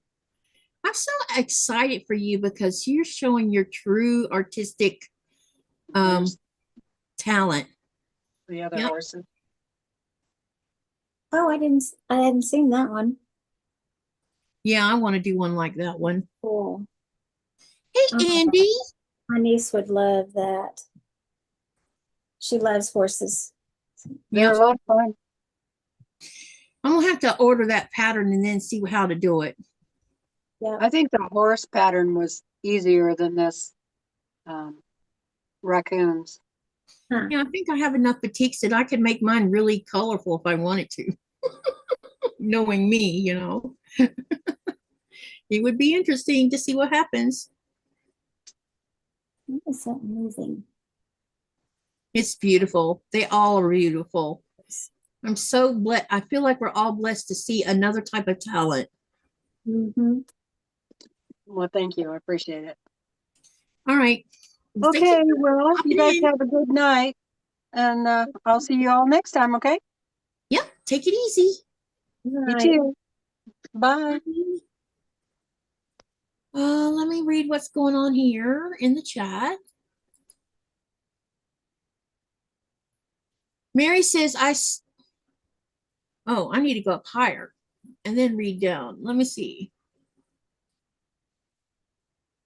All right. Laura says, Katie, you're never too old to learn and take classes. I know I'm not too old to learn. I just didn't know about taking college classes. If you want to, yeah, because I'd take more science-based classes if I did, and maybe work on some more math. Mary says, I sewed a bunch of scrappy blocks yesterday, and this morning I had to sort them all out again and cut another dozen backings, which has taken all day to do. Oh, awesome. We can't wait to, maybe you can share some pictures with us on the community tab. Hey, Andy, how are you doing? I saw your message. Are you feeling better? And then Laura says, Katie, I had 5 years of Spanish. I can read it, but conversational Spanish is significantly different from conversational. Yeah, it is. And I used to could speak it and read it. Now, because, you know, the old saying, if you don't use it, you lose it. You definitely do. I still can read quite a bit of it, but not speak so much of it. But when I hear someone speaking Spanish, a lot of times I know what they're saying. I know enough to catch their drift. I want my granddaughter to teach me sign language. The youngest one signs. She's been signing since she was a year old. Wow. That's because her mama taught her how to, because she was kind of like Lynette. Lynette spoke a little bit, but wouldn't talk. She was a very quiet child at a year old. She wouldn't say anything. And Lynette taught her sign language because she couldn't get Ava to talk either. Now Ava will talk your ears off.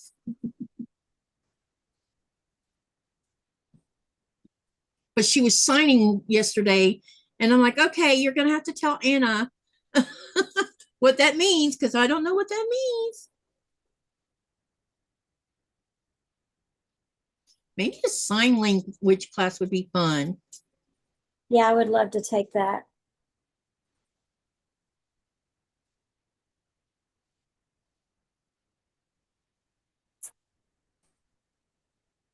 Crochet Queen says she also knows sign language. Cool. Did Andy answer my question about how she was feeling? Let me back scroll again. Did you answer that question, Andy? Oh, that's neat, Laura. Yeah, I asked how Andy was feeling. And so did Denise. So. Okay, now I see it. Is there anything we can do for you, hon? I've been watching your playlist, so give you some watch hours. I picked a really long one to give her some watch hours. Mary says, I can say taco, burrito, and hasta la vista. Both of my kids are fluent in ASL. They work at a special needs summer camp and learned quickly. Cool. Awesome. Hey, KK, I can talk to you if you want. Who was that directed at?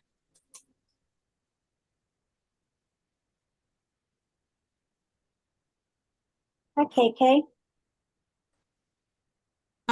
Andy says Oh, she's just trucking through. And KK says, my brother and sister was deaf. Wow. That had to been hard on the family having two of them deaf.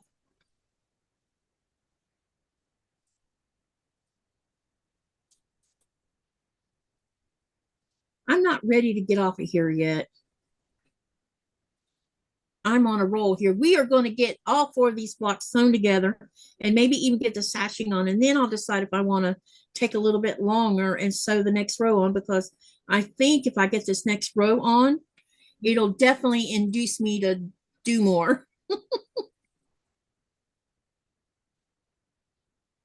Because this next row I'm working on now is row number 4.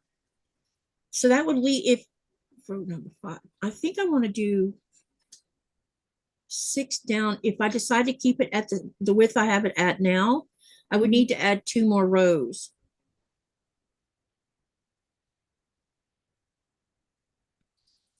Okay, now let me pin down here.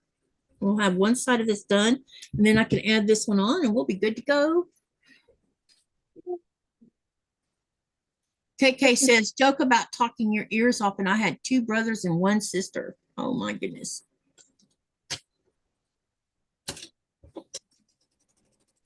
I had 2 brothers and 1 sister. No, I just said what she said. I have 2 sisters, 1 brother. I don't know why I did that. Music, both of my kids embarrassed the deaf hard of hearing community and really tried to learn as much as they could. That's cool.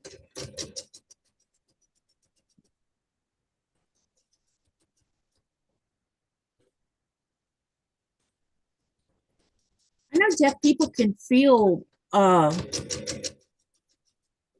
music even though they don't hear it. Mm-hmm.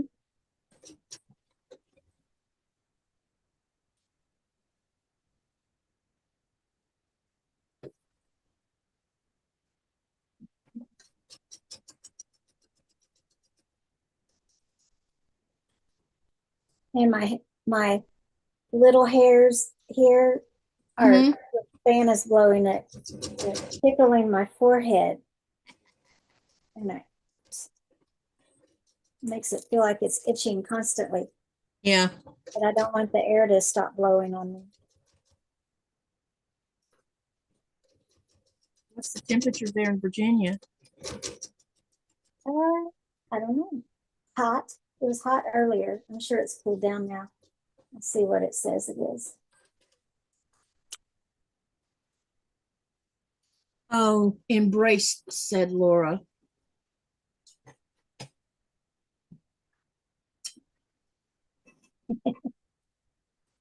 Yes, Denise, I read everything she said.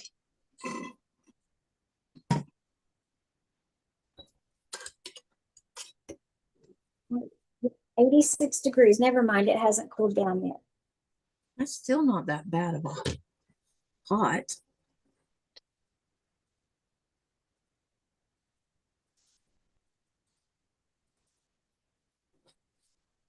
Let's see. Do I have any? Oh, yeah, Andy's in here. Okay.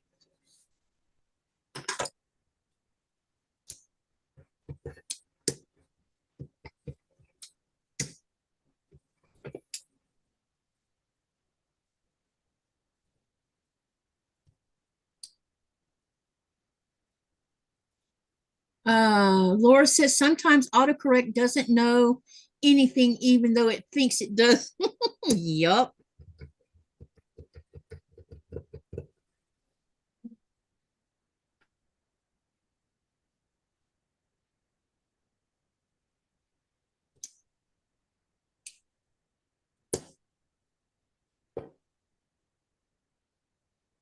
KK says vibration laughed out loud. My house, when they played music, it was so loud, people called the police on them that the police stopped that the police stopped coming. I can imagine.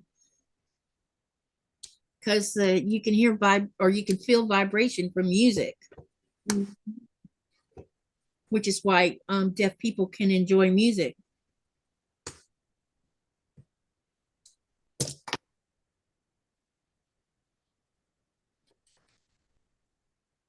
Oh,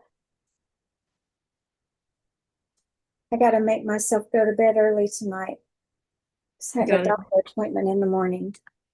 A doctor's appointment? A chiropractor appointment. You finally got one? Yes, it just took me 2 weeks of waiting, but it's finally tomorrow. Well, I hope they get you adjusted well enough. And maybe you should go back more than once to get adjusted, though. Maybe, in a couple weeks, do it again. Oh, yeah, I'm sure he'll tell me to come back. And I know with as much pain as I'm feeling, he's not going to be able to correct it in just one visit. No, probably not. I'm definitely going to find me a chiropractor while I'm in Denmark and get them adjust me. Because the last couple times I've gone, I've gotten adjusted.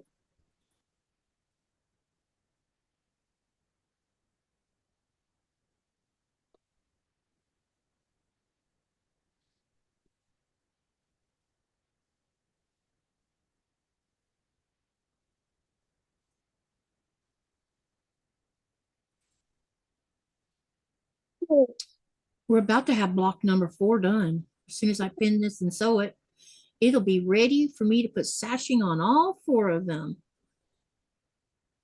I'm just trucking along. Yep, I'm on a roll with these. It's funny, I think the most time-consuming part of this whole dang thing has been the umpteen billion hourglass blocks. I need to figure out how many I've had to make for this. So I know that it takes 7 per block. And if I stay at the smaller size, which would be 4 by 6, that would be 24 blocks. So that'd be 24 times 7. I need me a piece of paper. 24 times 7. 7 times 4 is 28.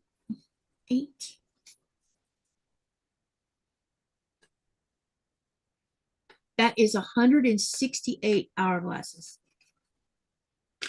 Wow. That's what you've done so far? Mm-hmm. Wow.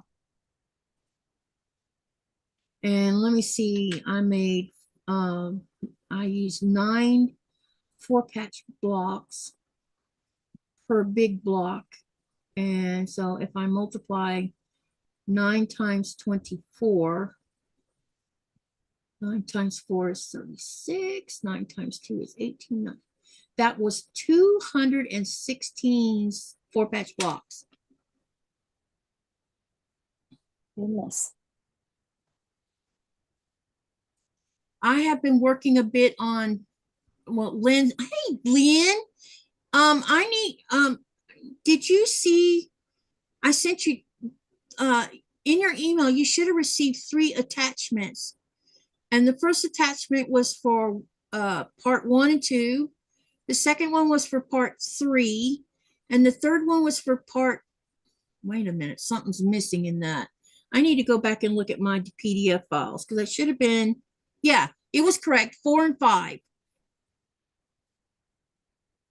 I just need to get back with Andrea on giving her, I have to adjust some measurements concerning those borders because I need to measure it on my quilt. I haven't done it yet because I didn't get up early enough today to go trudging down to the soccer field to hang that quilt on the fence so I could take a picture, number one. Number two, so I could take a ruler with me or a tape measure and measure the width and the length of those borders.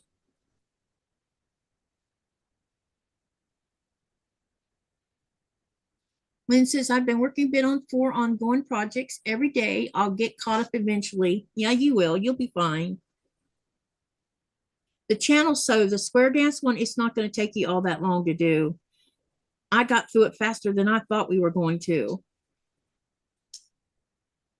Unlike this one I'm sitting here still working on. This one has been a long one. And then when I get back from Denmark, I think we're gonna I haven't decided if I can't decide if I want to try designing something in my head again, or if I want to go find a freebie pattern online and us do a short sew along that can take us to, say, November maybe. That way anybody who wants to do Christmas stuff can still have time to do that too. Yeah. And me and Sean's got something upcoming in July that has to do with December. Something super cute and free. So anyone who wants to follow along will be able to. But I'm not going to tell you until we announce it. The suspense. Yep. I have learned not to say what I'm going to do because, yeah. Lynn says, have a great evening, Teresa. Uh-oh, we're behind. KK says, love and respect to you all. Talk to you later. Thank you for dropping in, KK. Have a great evening. Okay, Kay.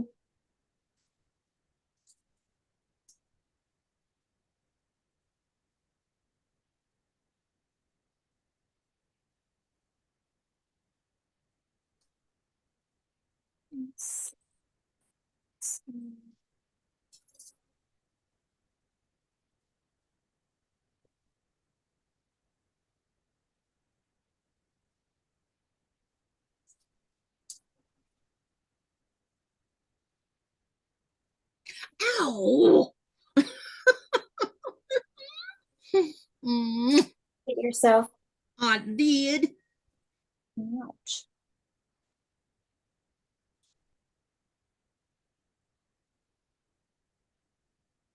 Uh-oh, didn't mark this very corner one. How come? So I need to see where that's got to go. Now it's marked. That's smarted. Was wanting to sew this afternoon or this evening, and I decided that since Jeff was home, I was going to come up here so his noises wouldn't be in the background. Oh, because you have the sewing machine downstairs? Yeah. Laura Yeah. says, my internet is cutting in and out. Uh-oh. That's no fun. Nope, it's not. And we almost have this completely pinned and ready to sew. I just need to, actually, I just need to do some minor pinning now.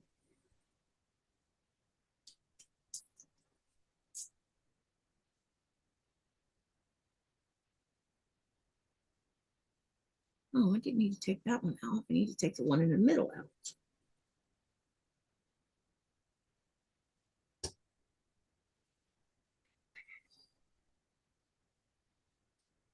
Jeff met with the internet people today out at the house, and we're probably not going to have internet for the first week or two. How come? So, they've got to put the fiber in on our side of the road Oh, where we gotcha. could have it. I wonder why they didn't do that when they were putting in the line for electricity. I don't know. Because I'm usually the electric company and every other thing works in tandem together. Yeah, I don't know if it's different when you build in the country. I don't know either.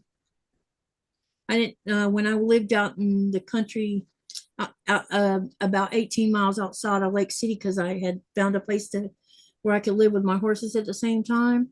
Mhm. And there was no internet out there. I had to use my phone for internet.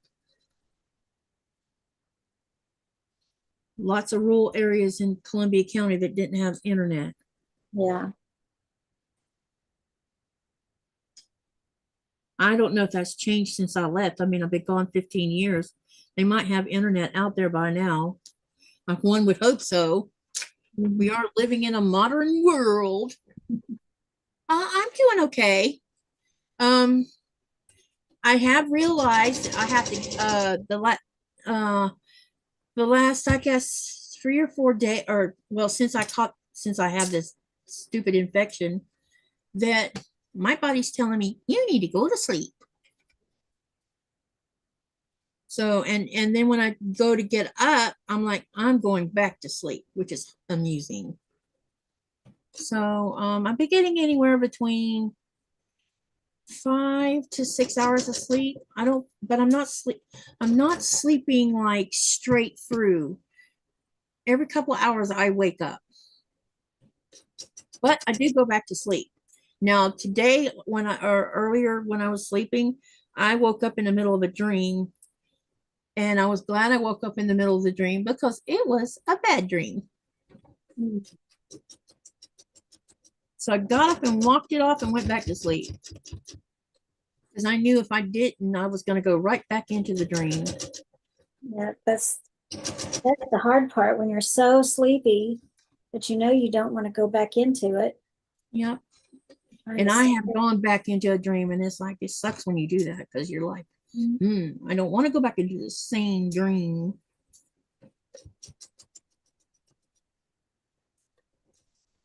Now I can't even remember what I was dreaming about, but I knew that's why I stayed, got up and walked around and went to the bathroom because I figured I wouldn't go back into it. Nora's looking at me like, are you getting up? Or are you going back to sleep?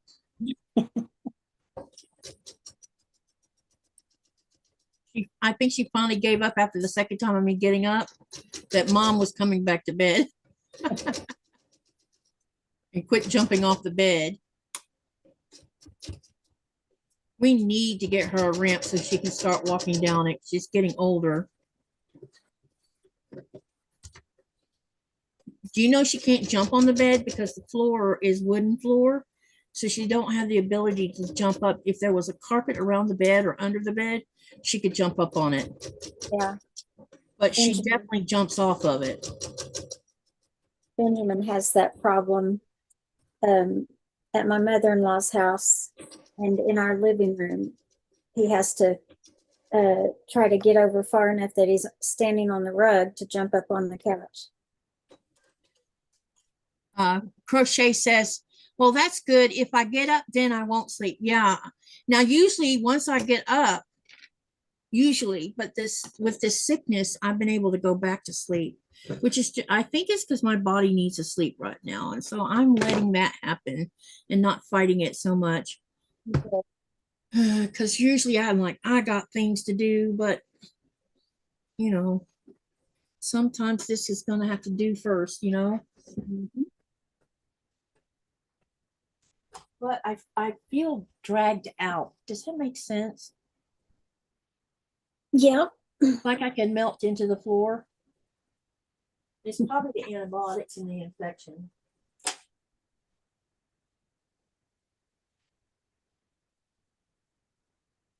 So, chat, I'm curious what everybody's working on.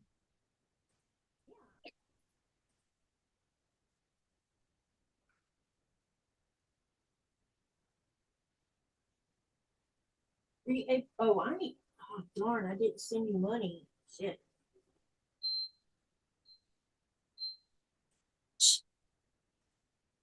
I'll take care of that after I get off this live. Here's block number 4. Yay. Looks good. Yeah, it does. Okay, what I need to do now is cut sash, and I think I already have some cut. I need to look and see, and then I got to decide what order I'm gonna put this row in as far as the blocks themselves.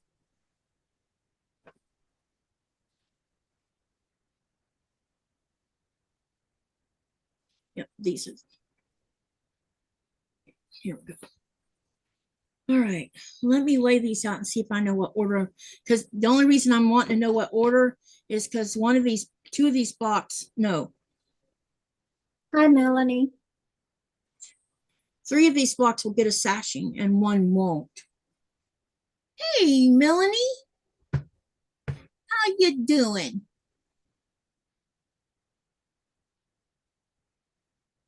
Okay, let me lay these out. Let me see if I can figure out what order they're going to be in.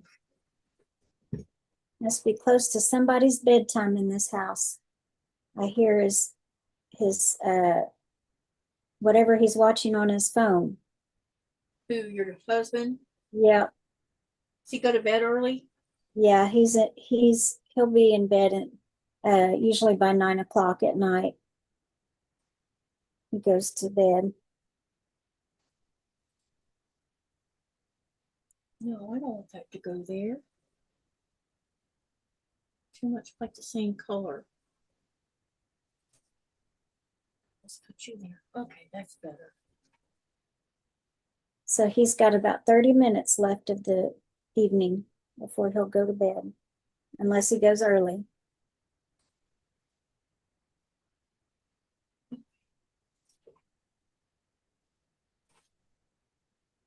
What time does he get up in the morning? Between 5:30 and 6, I think.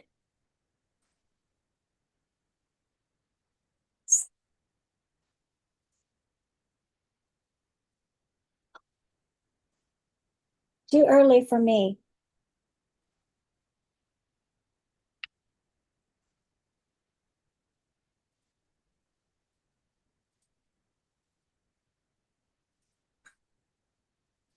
Okay, I think I figured it out.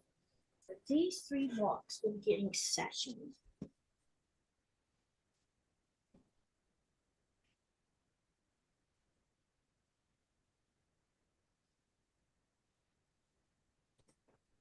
All right.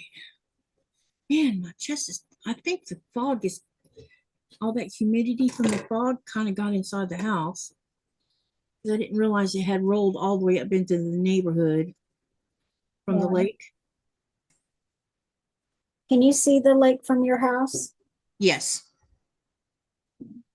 I mean, it's not even, I don't know, maybe 300 to 500 feet away. Okay. And I can see both sides of the lake from my house. The lake is interesting the way it's shaped. Yeah. And it has mountains on 3 sides of it.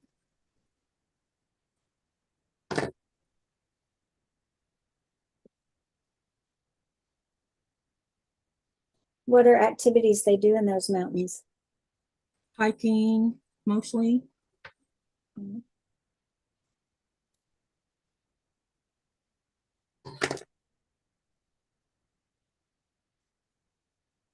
On the lake itself, sometimes you'll see the younger people kayaking on it.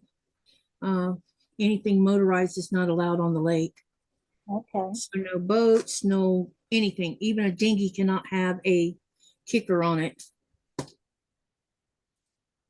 You can have a dinghy as long as you're using oars.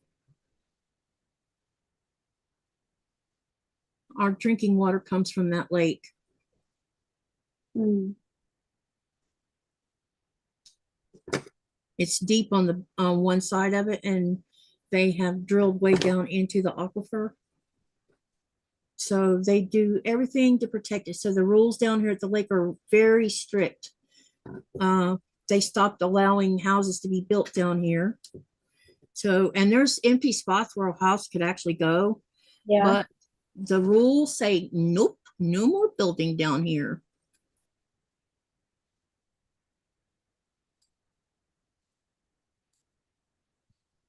Which makes good sense because they're trying to protect nature. Mm-hmm.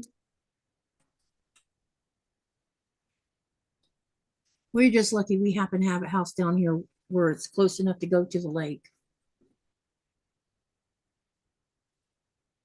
Oh, let me see. I missed something. Lynn says, I got them. Thank you. I could get 4 to 5 open. I think that it's my issue. Wait, I missed something. What's she talking about?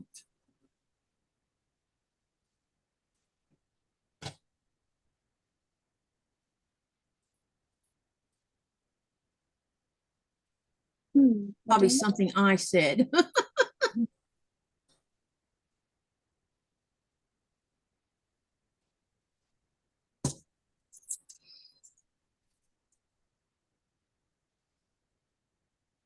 Oh, I've got 3 scrappy blocks ready to sew in the morning, says Mary.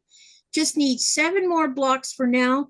Not sure if I need more until I get the sashing on. Oh, I know what Lynn was talking about. She was talking about the channel sew, I think.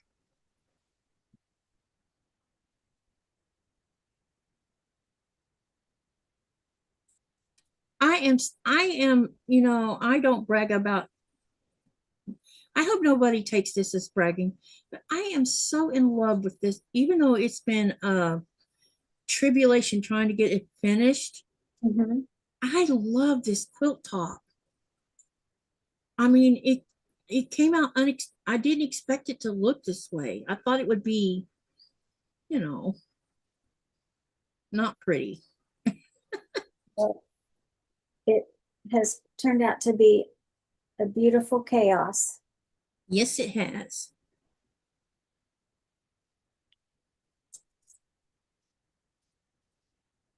Uh-oh, where'd that go? Oh, there it is. Is Daddy in bed? Let's see.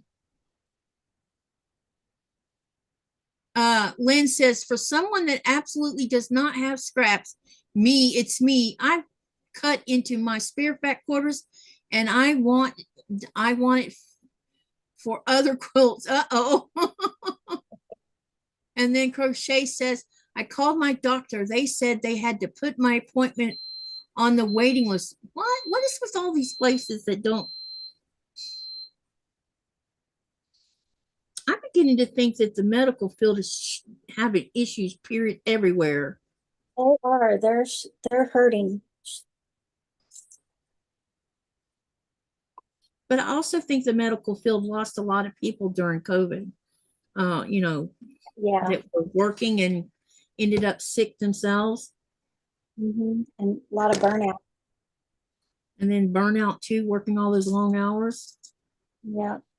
And then there's the emotional whatever that went with it, seeing too many, pass on. Mm-hmm. I know I would be a wreck if I had to see that many people go. Yeah. I probably would quit my job too. Find me a less invasive job. Mm-hmm. Crochet, why, who knows? But it's so frustrating. Yeah, exactly. It's frustrating. I mean, I waited 6 years to see an ears, nose, and throat doctor, and I'm finally going to see one next month. And they've been really short-staffed in Greenland too, because a lot of people come from Denmark to work in the hospitals and stuff.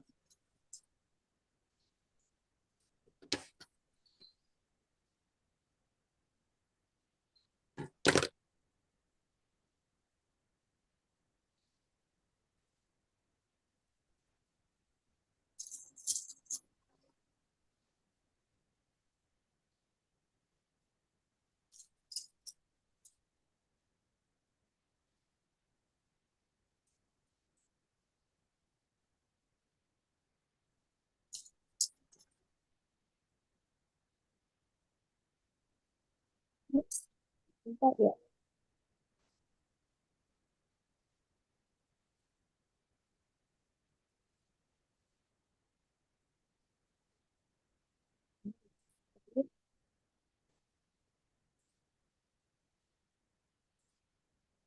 Let me know if Benjamin's toy gets too loud. I don't hear him. Oh, it hasn't started yet, but And when he starts digging for the treats in it, it'll get loud. Well, Zoom might take care of it. Yeah, I just didn't, I don't know if it will or not, so just The let me only know. time it doesn't, yeah, the only time it doesn't seem to take care of it is when my dog talks.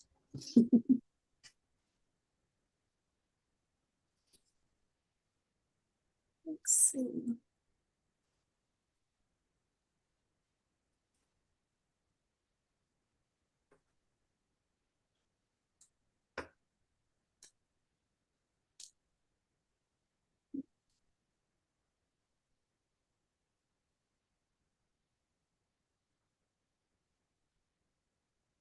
I wonder if Jess is still around. I know she was in here earlier. She was? Yeah, she was. I don't know if she was here while she was at work or if she was already off. She might have gone to sleep on us. She might have, because yesterday was a long day for her. Yeah, because didn't she say before she got off that she had to be at work in 3 hours? Yeah, she's probably sleeping. Mhm. I hope she is anyway. Me too. Let's see.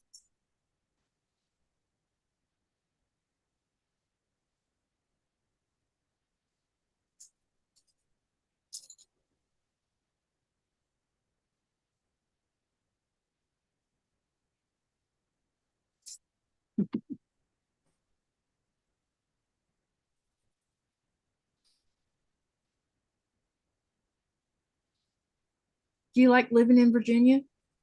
So far, it's been good. It's just beautiful here. So, um, the scenery's not bad, at least. I've met a couple of people that I've had lunch with a couple times since I've been here. I've And actually been to Virginia. My sister's first, well, only husband actually. He was in the Navy, and so they were stationed in Norfolk for a while. oh, yeah, So I had been to Norfolk, I think twice. my uncle was stationed there when he was in the military. Those back before I was born. One way or the other, I'm going to see my birthplace though, because me and Cheryl were both born in the Navy base in Charleston, South Carolina, and it's on my bucket list because I've never seen it. Yeah. If I can get, if I could plan it where Myra can go with me, she said she probably could get us on base, Oh, cool. which would make my day to go see the old, because the hospital is still there, but it's not a hospital anymore. It's some kind of administration building or something. But my birth certificate shows a picture of the hospital.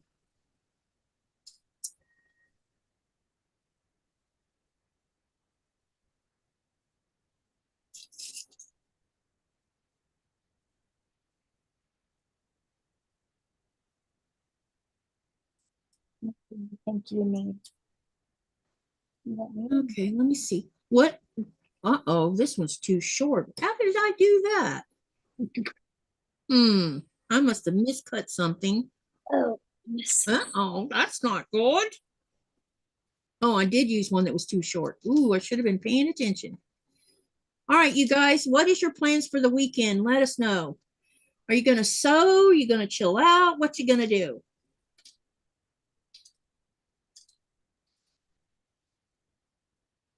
It was something I wanted to ask as a question. I can't remember what it was.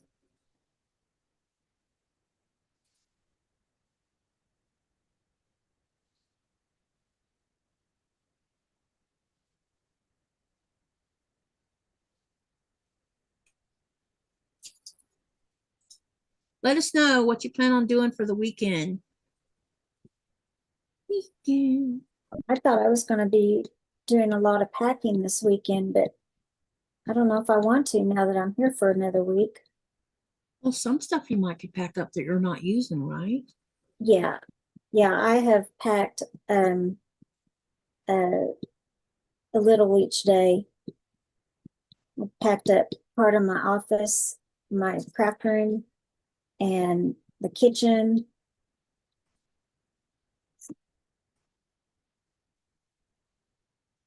I can pack up most of my closet except for my clothes at this point. So it's probably what I'll tackle this weekend.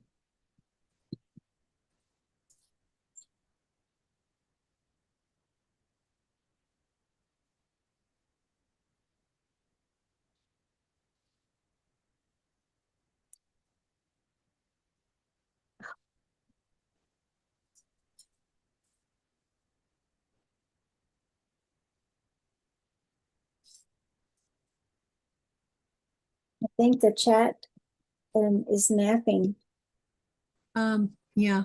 Mary says, I have no plans except to keep working on my Scrappy Iris quilt top. Awesome. Can't wait to see what it looks like. That's what I really want to do. Is be sewing this weekend.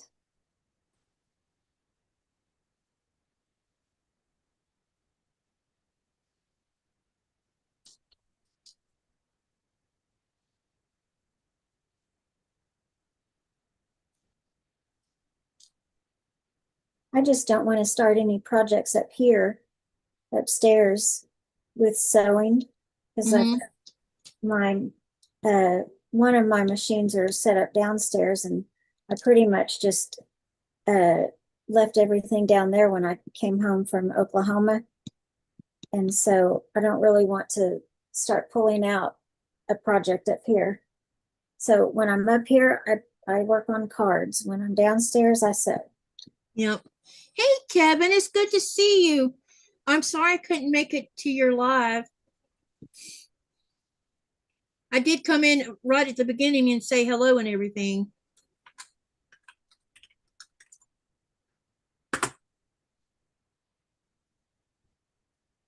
Hi, Kevin.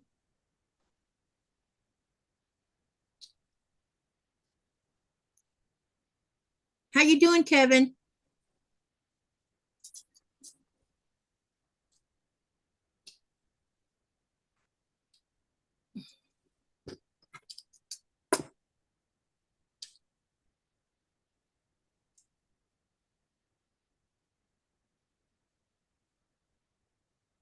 Did you have a good live today?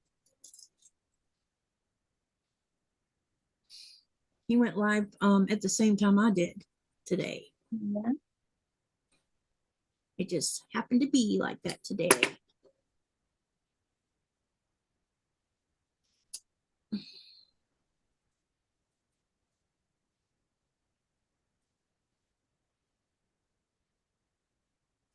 Pete caught it. Oh, cool.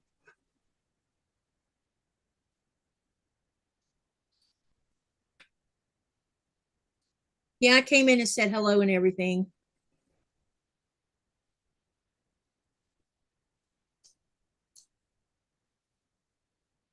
I'll go back and watch the replay later.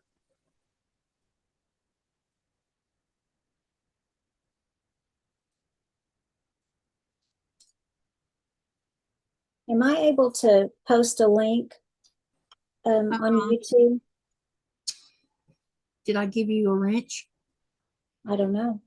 I don't think so. If you're not blue, I know you're a Nope. paid member though, aren't you? I'm Nope, good. you can't. Hang on, I'll make you a moderator so you can. I was going to see if I could find the video of what Jeff does at his work, what they do. Yeah, it's fine. Share it with Okay, everyone. now check yourself again. Oops. What's everyone working on? Kevin asked. Oh, thank you for asking. I am working on my Katie's Creative Chaos scrappy quilt that I've been trying to get closer to finishing up, and I'll show it to you in just a second. So you'll see what I'm talking about. What are you working on? Me? Yeah. Sorry, kind of like brain fart here. I am working on Route 66 cards, trying to create a background of some kind. Here, with let me it. spotlight you so everybody can see what you're working on. So I've started these two. I'm just experimenting with the stamps on it, trying to create It some looks kind of good. background. So, let's see what I can come up with.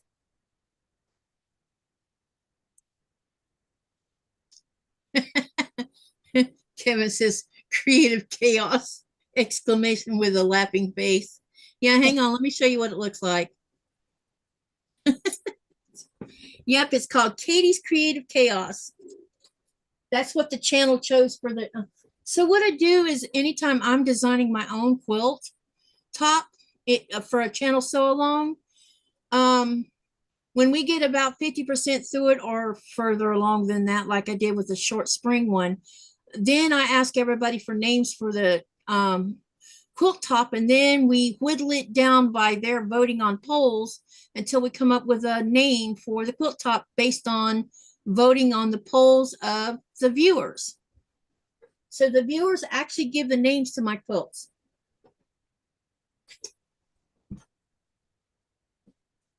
And this is what it looks like, Kevin.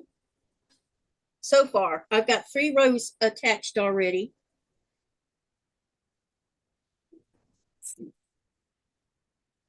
I'm the one that spotlighted. Oh, Hi, everybody. thank you for telling me. Oh, oops. I do forget to do that. Turn it off. And I need to spotlight myself so I can show Kevin what I was talking about. Here we go.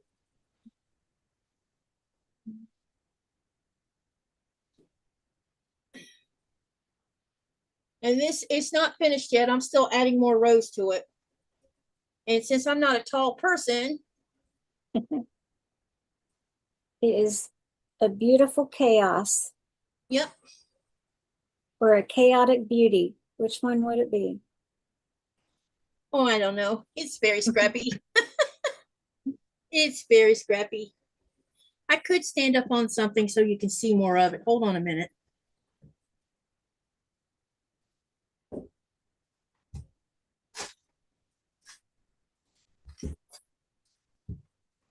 Because it has gotten longer.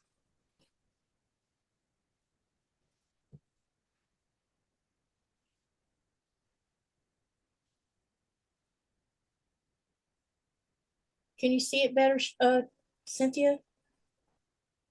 Uh-huh. Yep, I can see more of it.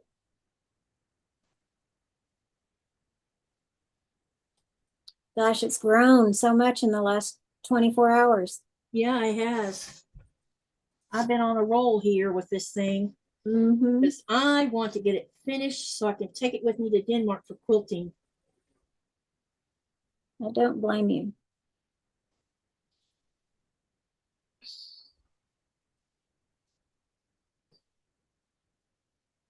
Just got to get the rest of those rows on there.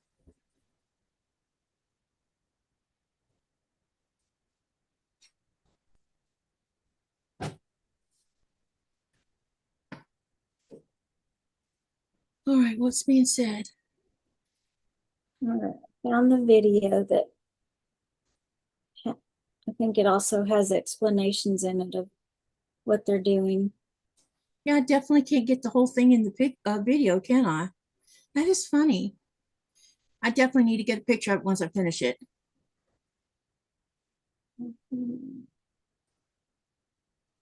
Okay.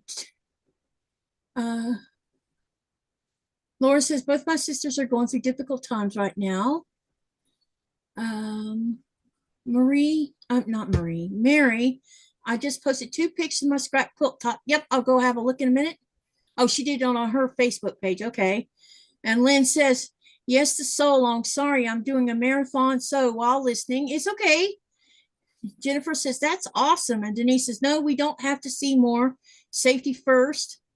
Okay. And then Mary says, sorry, I got lost in Facebook for a minute. No, it's okay.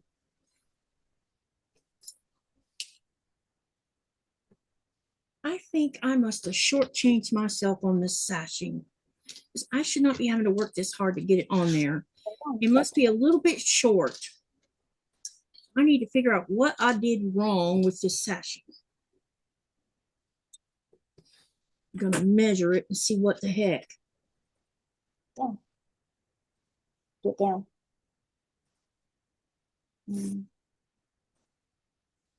Does that mean this is smaller? I think I'm going to bed, Baba. Okay, Gentlemen, keeping us sleepy. Is it your husband?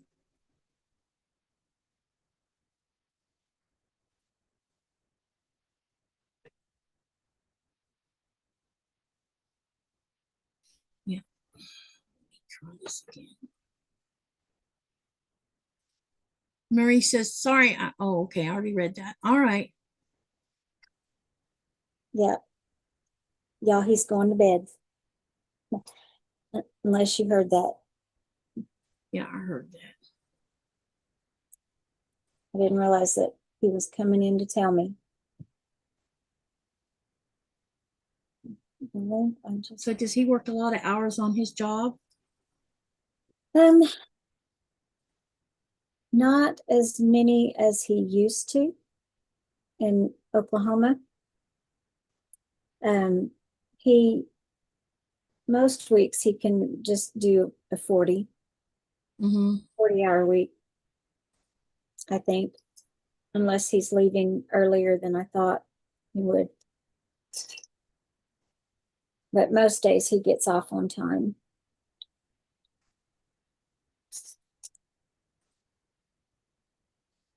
He's got a lot of time built up that I'm hoping that he'll take some time off when the kids are here.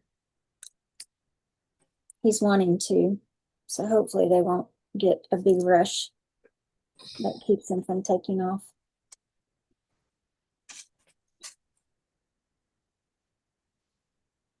I think Lynette said that they're going to try to shoot for coming here next year since she's starting this new job when she gets back from Japan. She should have enough PTO built up, hopefully, to make the trip here. Good. At least I hope so. It would be nice if they got to see Greenland. I was going to ask if any of your kids have been able to come out since you moved there. Well, I would bring Thomas and Blaze ourselves, but we can't get a passport for Blaze yet. We still haven't figured out a solution for that yet.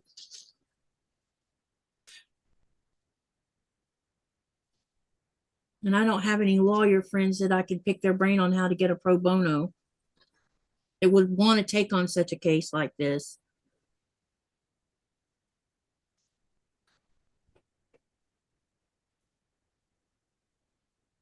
Unfortunately. Is it the cost of the passport, or is there more No, to it? when it comes to a minor, both parents have to sign off on the passport. Oh, yeah. Since we don't have any clue where his mother is. Oh.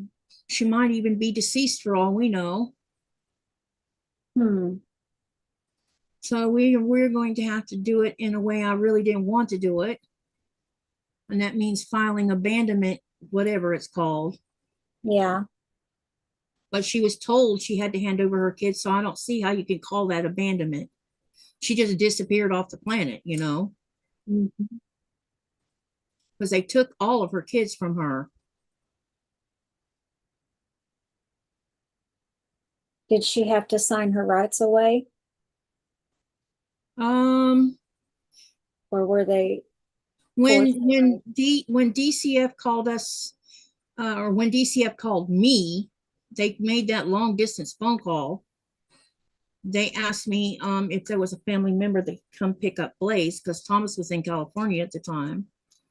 And I said, well, I can call you back. I'll call my daughter and see if she'd be willing to go down there and get him. She said, because if a family member doesn't come and get him, he'll be put into the foster care system. And then it'll be much harder for a family member to take guardianship of him that way, which Mm, made sense to me because, you know, once you go in the system, it's a little bit different. yeah. And I told her I'd call her back, and I called Lynette, and Lynette just happened to be down in Tampa.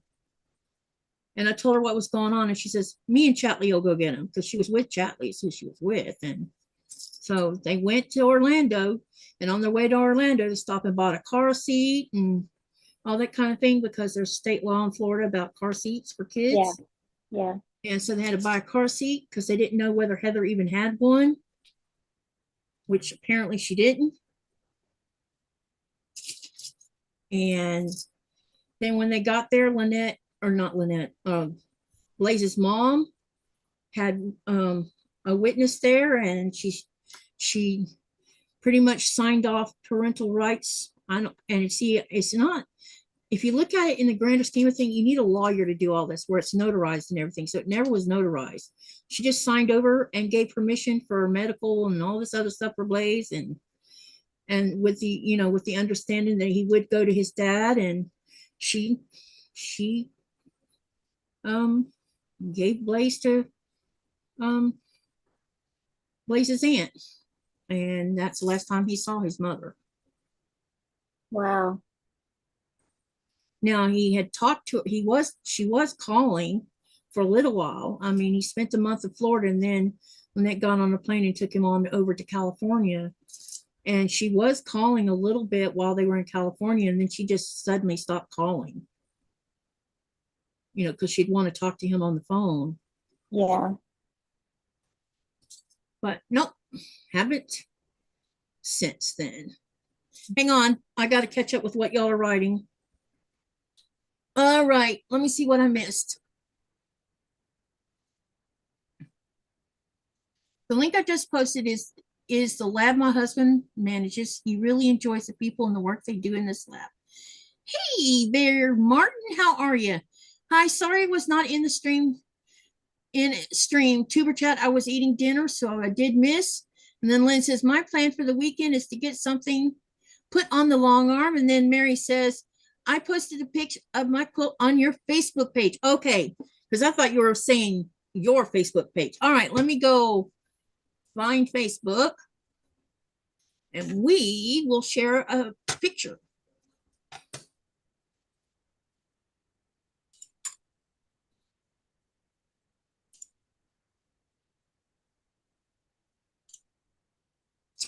Okay, where's Facebook at? There you are.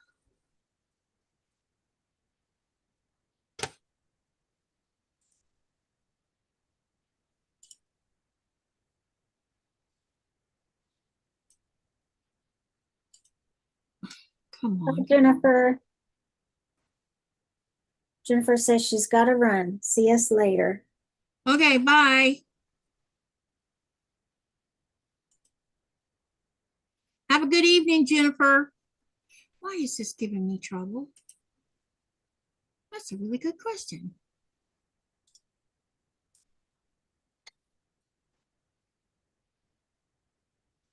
All right. I need to go to Greenland Quilter.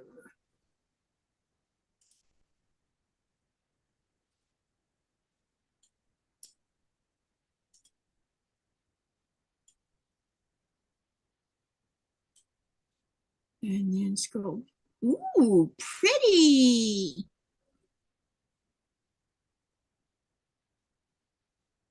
All right, let me get it up here where I can show it in the screen.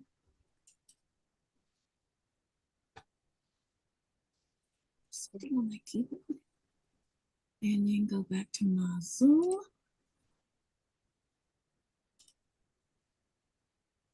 All right, I'm going to share, and then someone let me know when you see it in the screen on YouTube, not Zoom. All right, let's see how long it takes to get on this screen. Wow. That's pretty. Look at those tulips. Mhm. That's gorgeous. Look. Oh, here we go. She even made a pillowcase. You see that? Uh-huh. Yeah, that's really pretty. Ah, that's gorgeous. That's beautiful, Mary. She used turquoise for the border. Do you see that? Mhm. After she used yellow in between. That looks gorgeous. Mhm. Nice pillowcase too, or pillow sham, whichever you made it as. My phone doesn't translate the colors too well, says Mary. It's beautiful.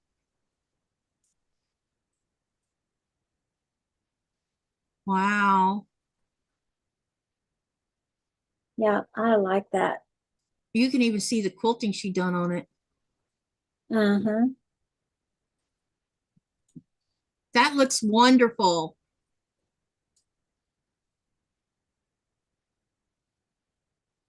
Yeah.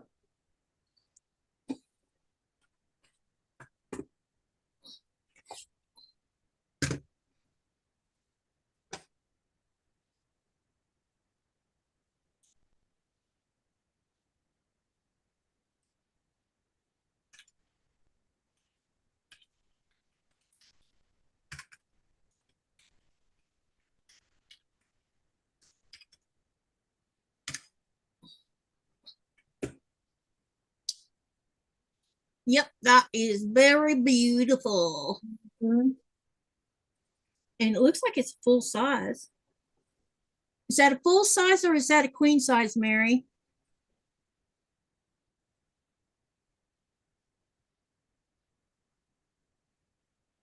Welcome back, Crochet.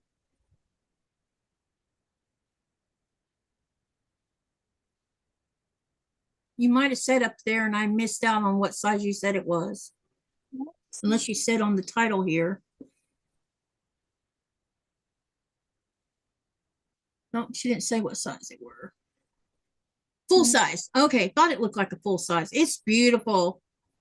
Thank you for sharing. I appreciate that.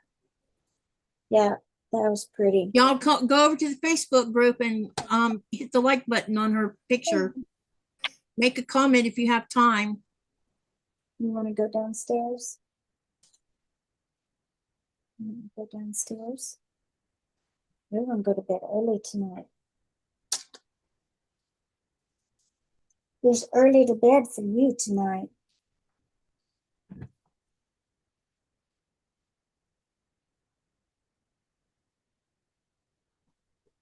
Okay, one more to put a sashing on, and then I can sew the sashings, and then I can sew these blocks together. Laura says, family law cases are strange. My hubby and I were set to adopt 3 boys in 2003 because I was unable to have more kids. At the last minute, the parental grandparents decided they would take them. Oh, that's got to be heartbreaking. Yeah, it does. We were heartbroken, but unable to do anything about it. Well, hopefully they have good grandparents that Yeah. were able to give them a better life than what they were coming from. Yeah, we just got to find, because problem is hiring a lawyer is for rich people pretty much. Mm-hmm. And so we need to find some lawyer that would do it pro bono. I bet he would qualify for. I can't afford a lawyer. None of us can. We're not rich. He may qualify for legal aid. Have you looked into that? Yeah, but legal aid doesn't have a lawyer that can handle this particular case. Hmm. And normally what they do is they find a pro bono lawyer to handle it because Well, it's not that simple of a case, especially with the history of her. Yeah. Well, that's what legal aid is Yeah. Lawyers that have signed a contract with Yeah, they just don't have that particular kind of lawyer that does that particular kind of pro bono cases. you might check back periodically and see if they have one, because it in the county my sister lived in, when we first looked into one for her, they weren't handling divorces because they didn't have enough manpower to And then a couple years later, she called back and they could take her divorce case. So I think it depends on the lawyers they have signed on for that year.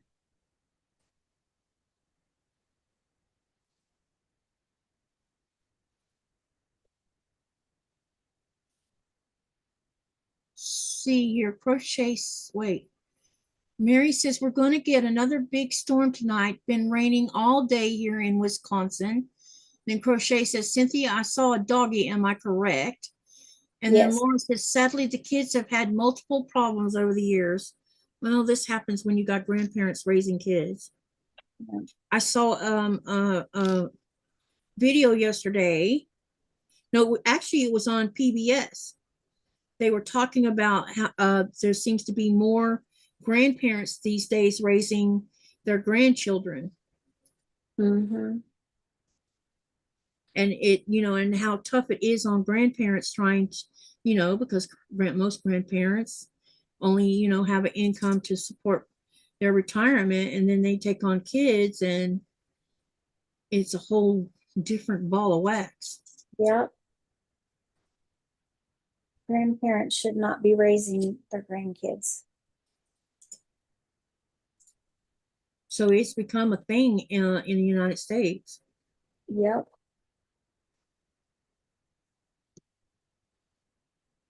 If Thomas hadn't been able to, there's a lot of complication of why things went the way they went. Yeah. But we were willing to bring both of them over here, and then Thomas got a job, because the homelessness was eating us alive. And because we were forking out money trying to keep him in a hotel. Yeah. And there was one week where we just didn't have anything, and he spent the night in his car. With that night, back then he was 7, I think, or 6, and I worried about them the whole night. But Thomas got smart and went to the Walmart parking lot and parked in between a bunch of semi trucks, and they kept an eye on them. So, they were safer there than where he planned on going, where the county wanted him to go.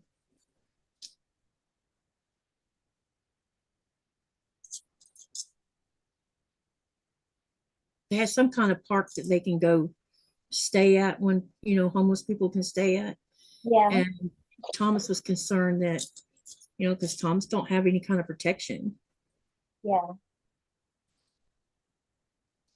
And he shouldn't have to have protection, but you just don't know.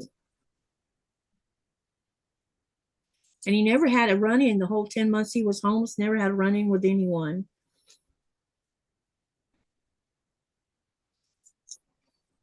That's good. It could have been scarier. Yeah. And the little apartment he's staying in, the neighborhood it's in is not even bad either. It's relatively quiet. Thomas says he rarely sees people walking up and down the road. So, but I still want him, I'm still after him, like, you need to tell the landlord you need deadbolts on those doors. That they don't have one. There's not deadbolts on either door.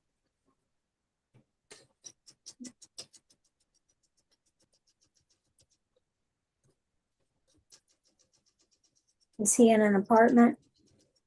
Yeah, I can't explain what it looks like. You can actually look at Google Earth to see what it looks like, but it looks like it's a pre-manufactured something, and they divided it in half, and he has the back half, and then there's the front half. It looks almost like a trailer, but it doesn't, so I don't know what it is, but he has like 500 square feet in his little apartment. Wow, it looks bigger than that from when he's on here. Hmm? It looks like it would be bigger than that when he's on here. I know it does look bigger, but it's not. That room that you see, That's the kitchen, the living room, and the doorways that you've probably noticed. One Uh-huh. goes straight, there's only, well, one doorway goes into the laundry room, but the other doorway goes into where the two bedrooms and the bathrooms at. Okay. And his bedroom is probably about maybe 8 by 8 or 7 by 7, something like that. Mhm. And Thomas's room is a tad bigger because he has a queen size bed in there because I had bought him a bed, but you have to there's no space to put anything in between the bed. They still don't have a dining table. It's kind of fell to the side a little bit for now. Same here. We have card tables for dining room tables downstairs. Card tables. You mean a square card table? Mhm. I hadn't thought about a card table for a dining table. Yeah. What are those, like 3 feet by 3 feet or something? Something like Somewhere, that. give or take a little bit. I need to look on Amazon and see how much those cost. Because then when they're done, they can fold it up and put it away. Yep. Yeah, that's when we moved Jeff to Colorado, the apartment was so small that we didn't get a table we didn't have a dining room. We used what would be the dining room space in the apartment as part of the living room. So we sat at the bar in the kitchen, and then when the boys came up with me, we would pull the card table out and put it in front of the couch and love seat, and then bring two lawn chairs up to the other sides, and that's how we ate dinner. And since this house has a big enough space that we could have a dining room in the actual dining room, I've left a card table up there all the time. That makes sense. Don't know why I didn't think of a card table. Man, I must be something. Because then I could order, if it's not too terribly expensive, a card table and two foldable chairs would work. Mm-hmm. Yeah. And if that's too much, then look into those TV stands, like the wooden Yeah. TV trays. Mhm. We've got a couple of those down there that we would, when it was just me and Jeff, and we wanted to eat in the living room in Colorado, we would pull those out and just Yeah. sit at the couch and eat on those. Like, because Thomas told me, I don't know, 2 or 3 weeks ago, he says, Mom, because he's been out looking too, he's been to Goodwill and a couple of secondhand shops, and he hasn't found anything that's small enough for his apartment. Yeah. Or if it is small enough, it's so pricey he can't afford it. Because like I said, they lost their SNAP and Medicaid this month. So everything now is going to come out of his pocket. But he told me, he says, I'm so tired of eating on the sofa, especially with Blaze. Because he's a kid. And you know how kids are, they're messy. So is there a playground or anything there for There's him? some kind of something across the street, but I don't know if Blaze even goes over there or not. Because now he's a latchkey kid.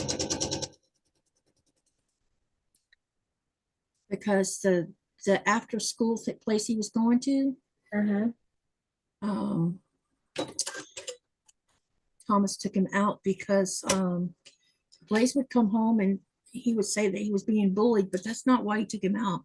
But then one day Blaze came home and told his daddy that those two same boys had been bullying him, were putting their hands on him. And I don't want to be specific, but they were putting their hands where they didn't belong. And when Thomas tried to talk to head of the department, they didn't do anything about it. So Thomas took his son out of the afternoon camp. I don't blame. And I don't blame, I'm with him on that. That was a good decision.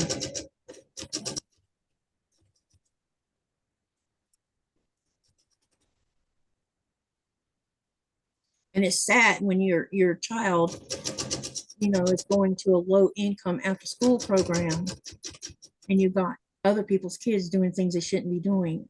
Yep. And the adults not doing anything about it.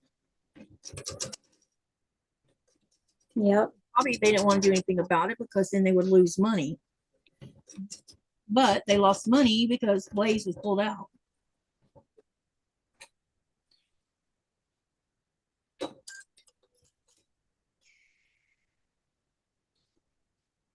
would have never thought in a million years a little boy would go through something similar to what a girl goes through, you know? Mhm. That was always my fear with my boys. Was, I mean, they were taller than me, and I was still making them go into the women's bathroom with me, because I was too scared to let them go alone in their bathroom in the men's. You know what I used to do when I would send Thomas to when Thomas was little and he had to use a men's room? I would stand at that men's door. And I had a certain amount of time. I said, you hurry up, get, because I knew how long it took him to go to the bathroom. And if he took a little bit too long, I walked my behind in there to see what was going on. I didn't care whether they didn't like it or not. And I would just get a look the couple times I did it. I'm just after my son. And Thomas learned, get it done fast. Because I didn't want anything happening to him. Yep. Because he was at an age where I could just take him in the women's bathroom anymore.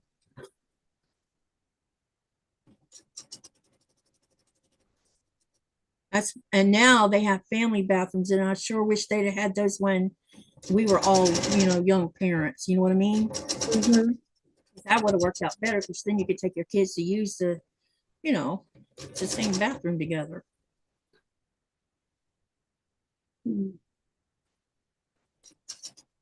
That is looking so good. Yeah, I saw what you said. He talked to the department about it. That's about all I know about it.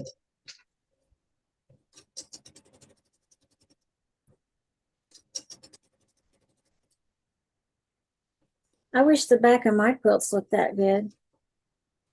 Oh, this? Oh, thank you. It's not perfect. Where you see this right here, it's because there's a sashing here. See it? There's a sashing on this side. And I wanted these seams right here open because it'll help lay down flatter. And so all I did was just press it just a little bit up and leave the rest of it the way it is. Because they would be, because there's points here. See these points? When you try to fold back, when you're trying to do an open seam on this type of point with something that's not a point on the other end, it tends to get this weird bulky feeling right here. Yeah. By doing it like this, I don't have that problem with it. It's, you know, because I've already did open seams here, but for some weird reason, when you try to fold this back, you know, it's bulky right here. Yeah. So I decided I would try this route because it's not messy. It's weird, but it looks okay. And who's going to see it but me? Well, you're seeing it, but. And let's see. Oops. And 30 other of our closest friends. Mm-hmm. Yep, they're seeing it. I don't feel like I definitely don't hide anything I do. Even when I make mistakes, y'all see it for what it is. Because I don't think I should hide it because this is it's a way to show how to, you know, this actually is something you can improv on. I mean, if you feel like these are too bulky, trying to turn them back, if you're an open seam kind of person, do it like this where you don't open it and then come down here and open it down. This right here is not going to matter in the grandest scheme of things, Yeah, because by the time you press it and get them all on there and then it gets pressed again. I don't know how many times we press our stuff, but we press it a lot. And then you put it in a sandwich. This is all going to lay down anyway. hmm What drives me crazy is these little pieces of loose thread that come off the fabric. That Oh, drives me yes. crazy. Yep. You reminded me. Oops, sorry, Benjamin. I'm sorry, baby. I wanted to take my eating shears downstairs, but I can't find it. I don't know where I packed them. Mary says, I'm going to go watch a movie. Y'all have a lovely evening. Yeah, you too, Mary. See you on the next go around. Hey, have a good night. I'm gonna have to go soon so I can get him to bed and get me to bed. Yeah, I might have to That's stop the this. normal What person. time is it anyway? Oh, yeah, we're going to stop. And I'll get some more of this done. At least I got this far with it. All righty. So I will we'll see you on Friday at 4:30 Eastern Standard Time. I will know hopefully in the next few hours whether we're doing socialites or if I'm gonna do Katie's Creative Chaos. This was supposed to be me and Shonda, but like I said, Shonda's a new grandma, and I'm not sure if she's going to come on tomorrow or not. I have sent her an email and hadn't heard from her, so I'll send her a text message just to double check on that. And if she doesn't, that's okay. We're going to improvise and we'll do Katie Says instead. And I will have a plan of what we're making for the next scrappy block from our scraps. And then Saturday, it's back to that. Because next week, I have got to get backings for all the ones I plan on taking with me and get them ready to go. I need to sew a strip in between the fabric with a quilt label on it. And darn, I forgot to email. I need to email the quilter tomorrow too and find out if she has cotton batting. And if she doesn't, then I'll be taking my batting with me for what I have. So anyway, Cynthia, thank you for coming and hanging out with me. Thanks for inviting me. Do you have anything new coming on your channel? Not yet. No, Okay. I just dropped something the other day. And I haven't had a chance to put anything together since then. So Okay. hoping to do Okay. some recording this weekend. Okay, that sounds good. All right. So if you want to join me tomorrow or Saturday, let me know. Or I'll just send you an email. And if you show up, you show up. If you don't, you don't. Okay. Yeah, Everybody, remember to live, laugh, love, and dream. What do you do with that? You make something beautiful, or you go do something for someone, and you never know, that might change your whole world. You know, being kind is a good thing to do with each other. All right, have a great night, everyone, and see you tomorrow at 4:30 Eastern Standard Time. And you're right, Denise, I don't have much time left because now it's 7 days before he comes home, a week from today, and 3 days until 3 days, which means 3 days after that, we will be flying to Denmark. So see everybody later. Good night, everyone. everyone. Hold on a minute. Let me stop That's this. exciting.